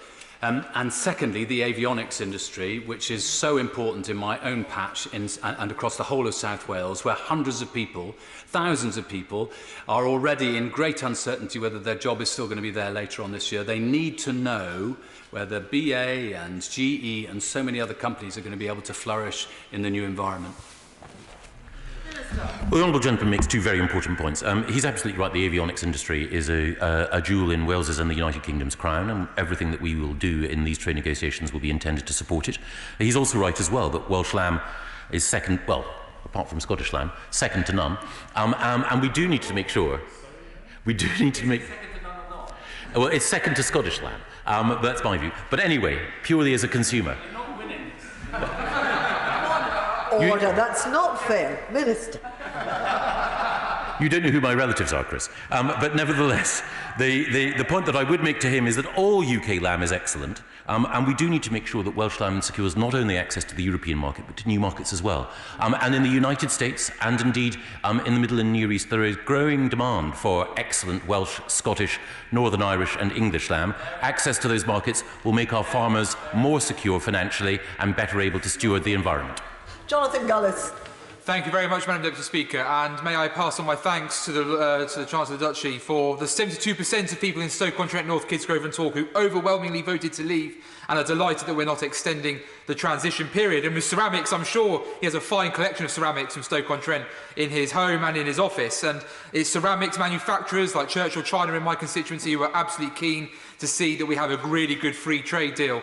Ceramics has been put at the heart of the international trade agenda by my right honourable friend of South West Norfolk, and I'm sure that he will confirm to me at the dispatch box that ceramics is at the heart of this free trade negotiation on manufacturing and will happily meet with myself and members of the British Ceramics Confederation. I certainly will. Only last night I was talking to my right honourable friend, the Secretary of State for International Trade, about what more we can do in order to support the ceramics industry, which is so vital to the economic health of Staffordshire, but also is a source of pride for all of us across the United Kingdom. And indeed, whether it is Churchill, Dalton, Emma Bridgewater or others, we should do everything we can in order to make sure that there are new markets for UK ceramics, but we also have, as I know my right honourable friend will ensure, an appropriate trade remedies authority in the UK in order to ensure that inappropriate dumping of ceramics does not undermine UK production. Gavin Newland. Thank you very much, Madam Deputy Speaker. The joint statement from the Scottish and Welsh Government said that meetings, including the right honourable gentleman, were simply an opportunity for the UK Government to inform us of their views, not to listen or respond to ours. But I'm sure that sounds familiar to many here in this chamber. But his reckless decision not to extend the transition period will cost thousands of jobs at precisely the worst point. Scotland didn't vote for this. So how many Scottish job losses will he see as a fair price to deliver Brexit in his timetable? Well, the first thing to say is that I and my colleague, the Paymaster General, have enjoyed long conversations with representatives of the Scottish Government. Mike Russell and other ministers, including Fergus Ewing, are always a pleasure to engage with, and they bring a wealth of experience and a light touch to our conversations, which I always enjoy, appreciate and better informed by and benefit from. But the real threat, I'm afraid, to jobs in Scotland would be a reckless decision to smash the United Kingdom after 300 years of shared prosperity. Well, we now go to Rob Halfon in Harlow. And unfortunately, we can't see the honourable gentleman live, but we can hear him. Robert Harlow. Thank you, Madam Deputy Speaker, and I'm glad that you're able to hear me. Could I ask my right honourable friend, given that leaving the EU means that we can control our rates of VAT and cut VAT, what progress has been made in taking back control of VAT rates so that we can cut our energy bills and cut the cost of living for hard-working residents in Harlow and across the country? Well, my right honourable friend is an indefatigable campaigner, not just for Harlow, but for the hard-pressed citizens of this country. And he's absolutely right that outside the European Union, once we've left the transition period, we will be able to have full control over VAT rates. And I know that my right honourable friend, the Prime Minister, is dedicated to making sure that we can use that newfound independence in order to help precisely the constituents who my right honourable friend fights for so brilliantly. And we can see the honourable gentleman for Huddersfield, Mr. Barry Sherman.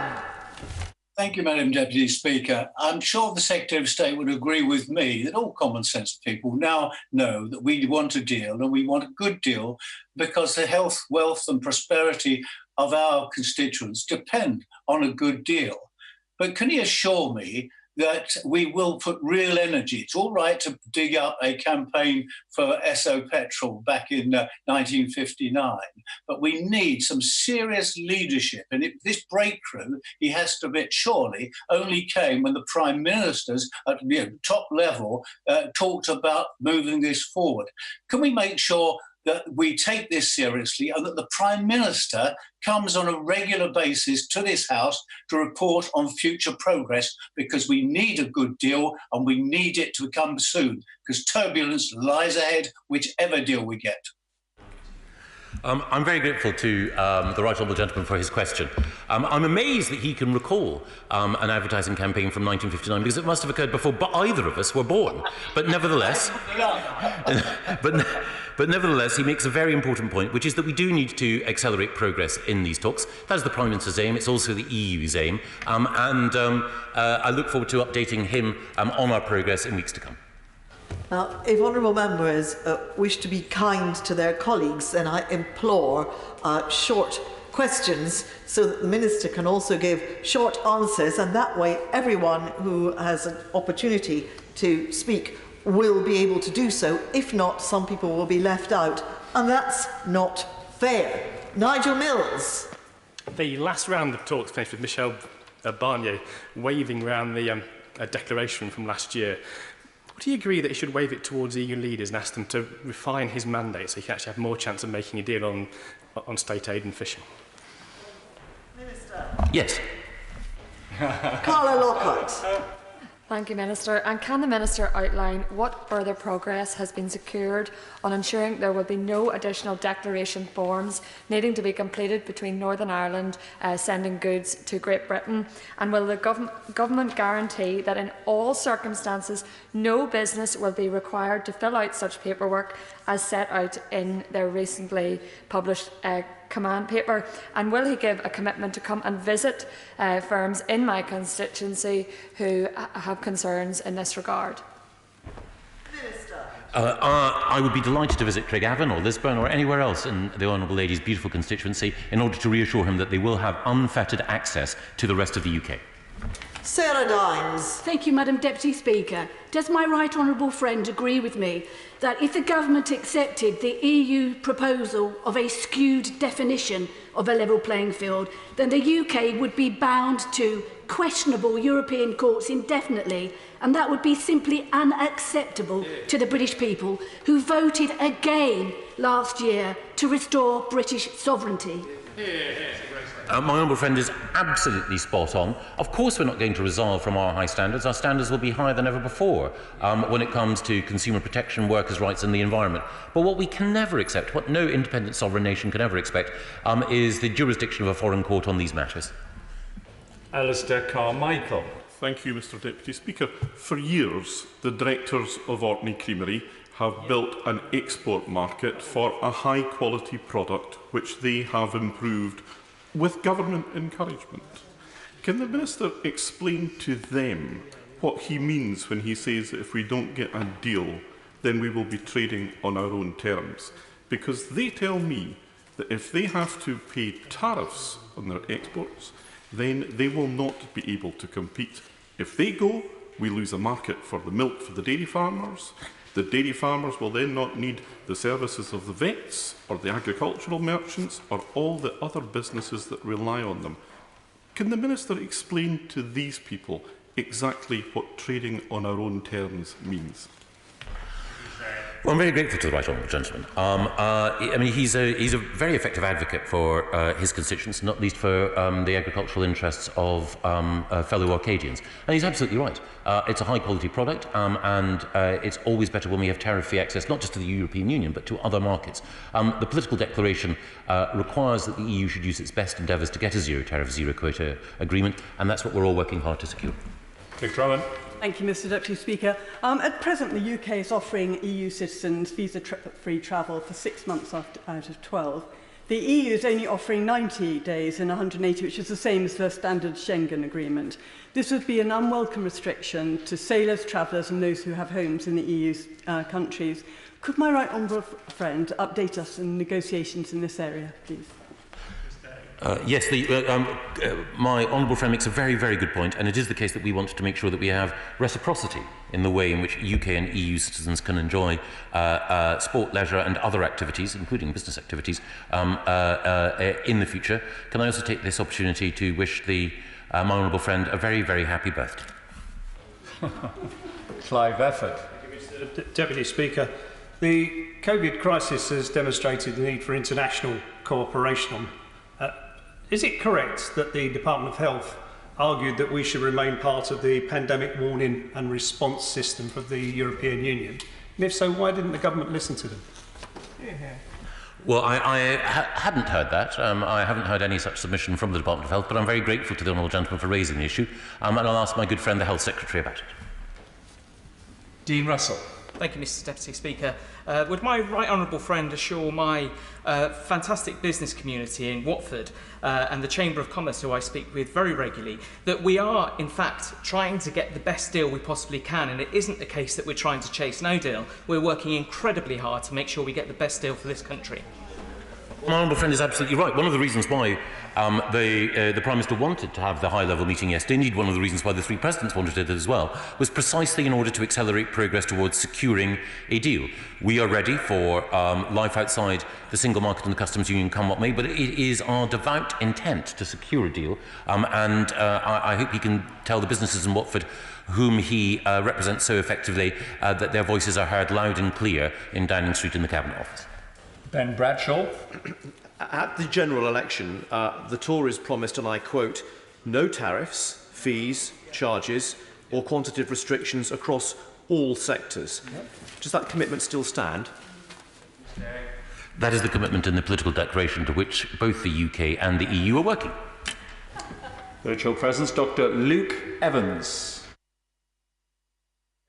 I and many of my constituents were really pleased to hear that there'll be no extension. But some of my constituents, particularly the businesses in Bosworth, are rightly concerned about how to prepare for the future. So what steps is the government taking to keep businesses in Hinckley and Bosworth, and indeed across the UK, updated on the progress of EU negotiations so that they can strategically plan for the future? My honourable friend makes a very important point. Businesses in Leicestershire and elsewhere will have the opportunity to secure access to an additional £50 million worth of government support in order to ensure that they can export effectively, not just into the EU but beyond. And it is also the case that intense engagement with businesses is being conducted by HMRC, BEIS and others. Stephen Farry. Thank you. The Northern Ireland Protocol is there to protect the Good Friday Agreement in all its parts, but it is right that we do all we can to minimise the impact down the Irish Sea.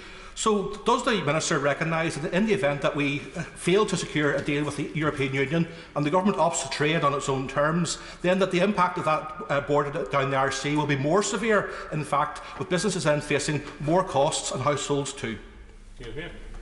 Well, it is the case, of course, that we wish to secure a deal, and a deal would be in everyone's interest. But the purpose of the Northern Ireland Protocol, as he quite rightly reminds us, is to uphold the Belfast Good Friday Agreement in all its elements, and it's critical to that we all recognise that under the protocol, Northern Ireland remains not just part of the UK politically, but also part of the UK customs territory, and unfettered access is a right that all parties agree should be maintained. Virtual presence, Heather Wheeler. Thank you, Mr. Deputy Speaker. I thank my right honourable friend for his statement. As the negotiations continue, can my right honourable friend confirm to put the minds at rest in the aviation sector, especially my South Derbyshire constituents who work at Rolls-Royce in Derby, that after December 31st, the skies will still be open, our planes will still be flying, and our world-class aviation companies will not be excluded from international work in Europe or elsewhere? The Honourable Lady is absolutely right. And can I take this opportunity to say that whether it's the superb workforce in Rolls-Royce or others in aerospace, their technical expertise, their manufacturing skill will be central to the future of Britain's success. And we do need to make sure, not just in our relationship with the European Union, but with other countries, that we promote their expertise. They're the best of British. Janera Ali. Thank you, Mr. Deputy Speaker. Last week, the Paymaster General admitted the government is making preparations for a no-deal Brexit, and we've seen the spectre of panic buying and stockpiling at the start of the coronavirus pandemic. What preparations has the Minister made to prevent stockpiling and panic buying by worried consumers in the event of the disruption and chaos that a no-deal Brexit would cause to the supply chain? Well, it is the case that if we leave without a specific free trade agreement, that certain steps will need to be taken by government and by others in order to make sure not only that we can meet the challenges, but also that we can take the opportunities. And the Cabinet Office and others constantly review at all points what we need to do. But I think the spectre that the Honourable Lady invokes is not one that should bother her or others. Tom Hunt. Thank you, Mr. Deputy Speaker. Does my right honourable friend agree with me that the leader of Her Majesty's opposition is beginning to develop a reputation for going to ground on the most contentious issues? For example, like whether his party supports an extension of a transition period, and whether he continues to think backing freedom of movement is democratically acceptable after a 2016 referendum and the general election last year. Order. Mr. Hunt, just resume your seat for just a second. And I'll just explain that the Minister is not responsible for members of the opposition's policy. So if you could get to the question.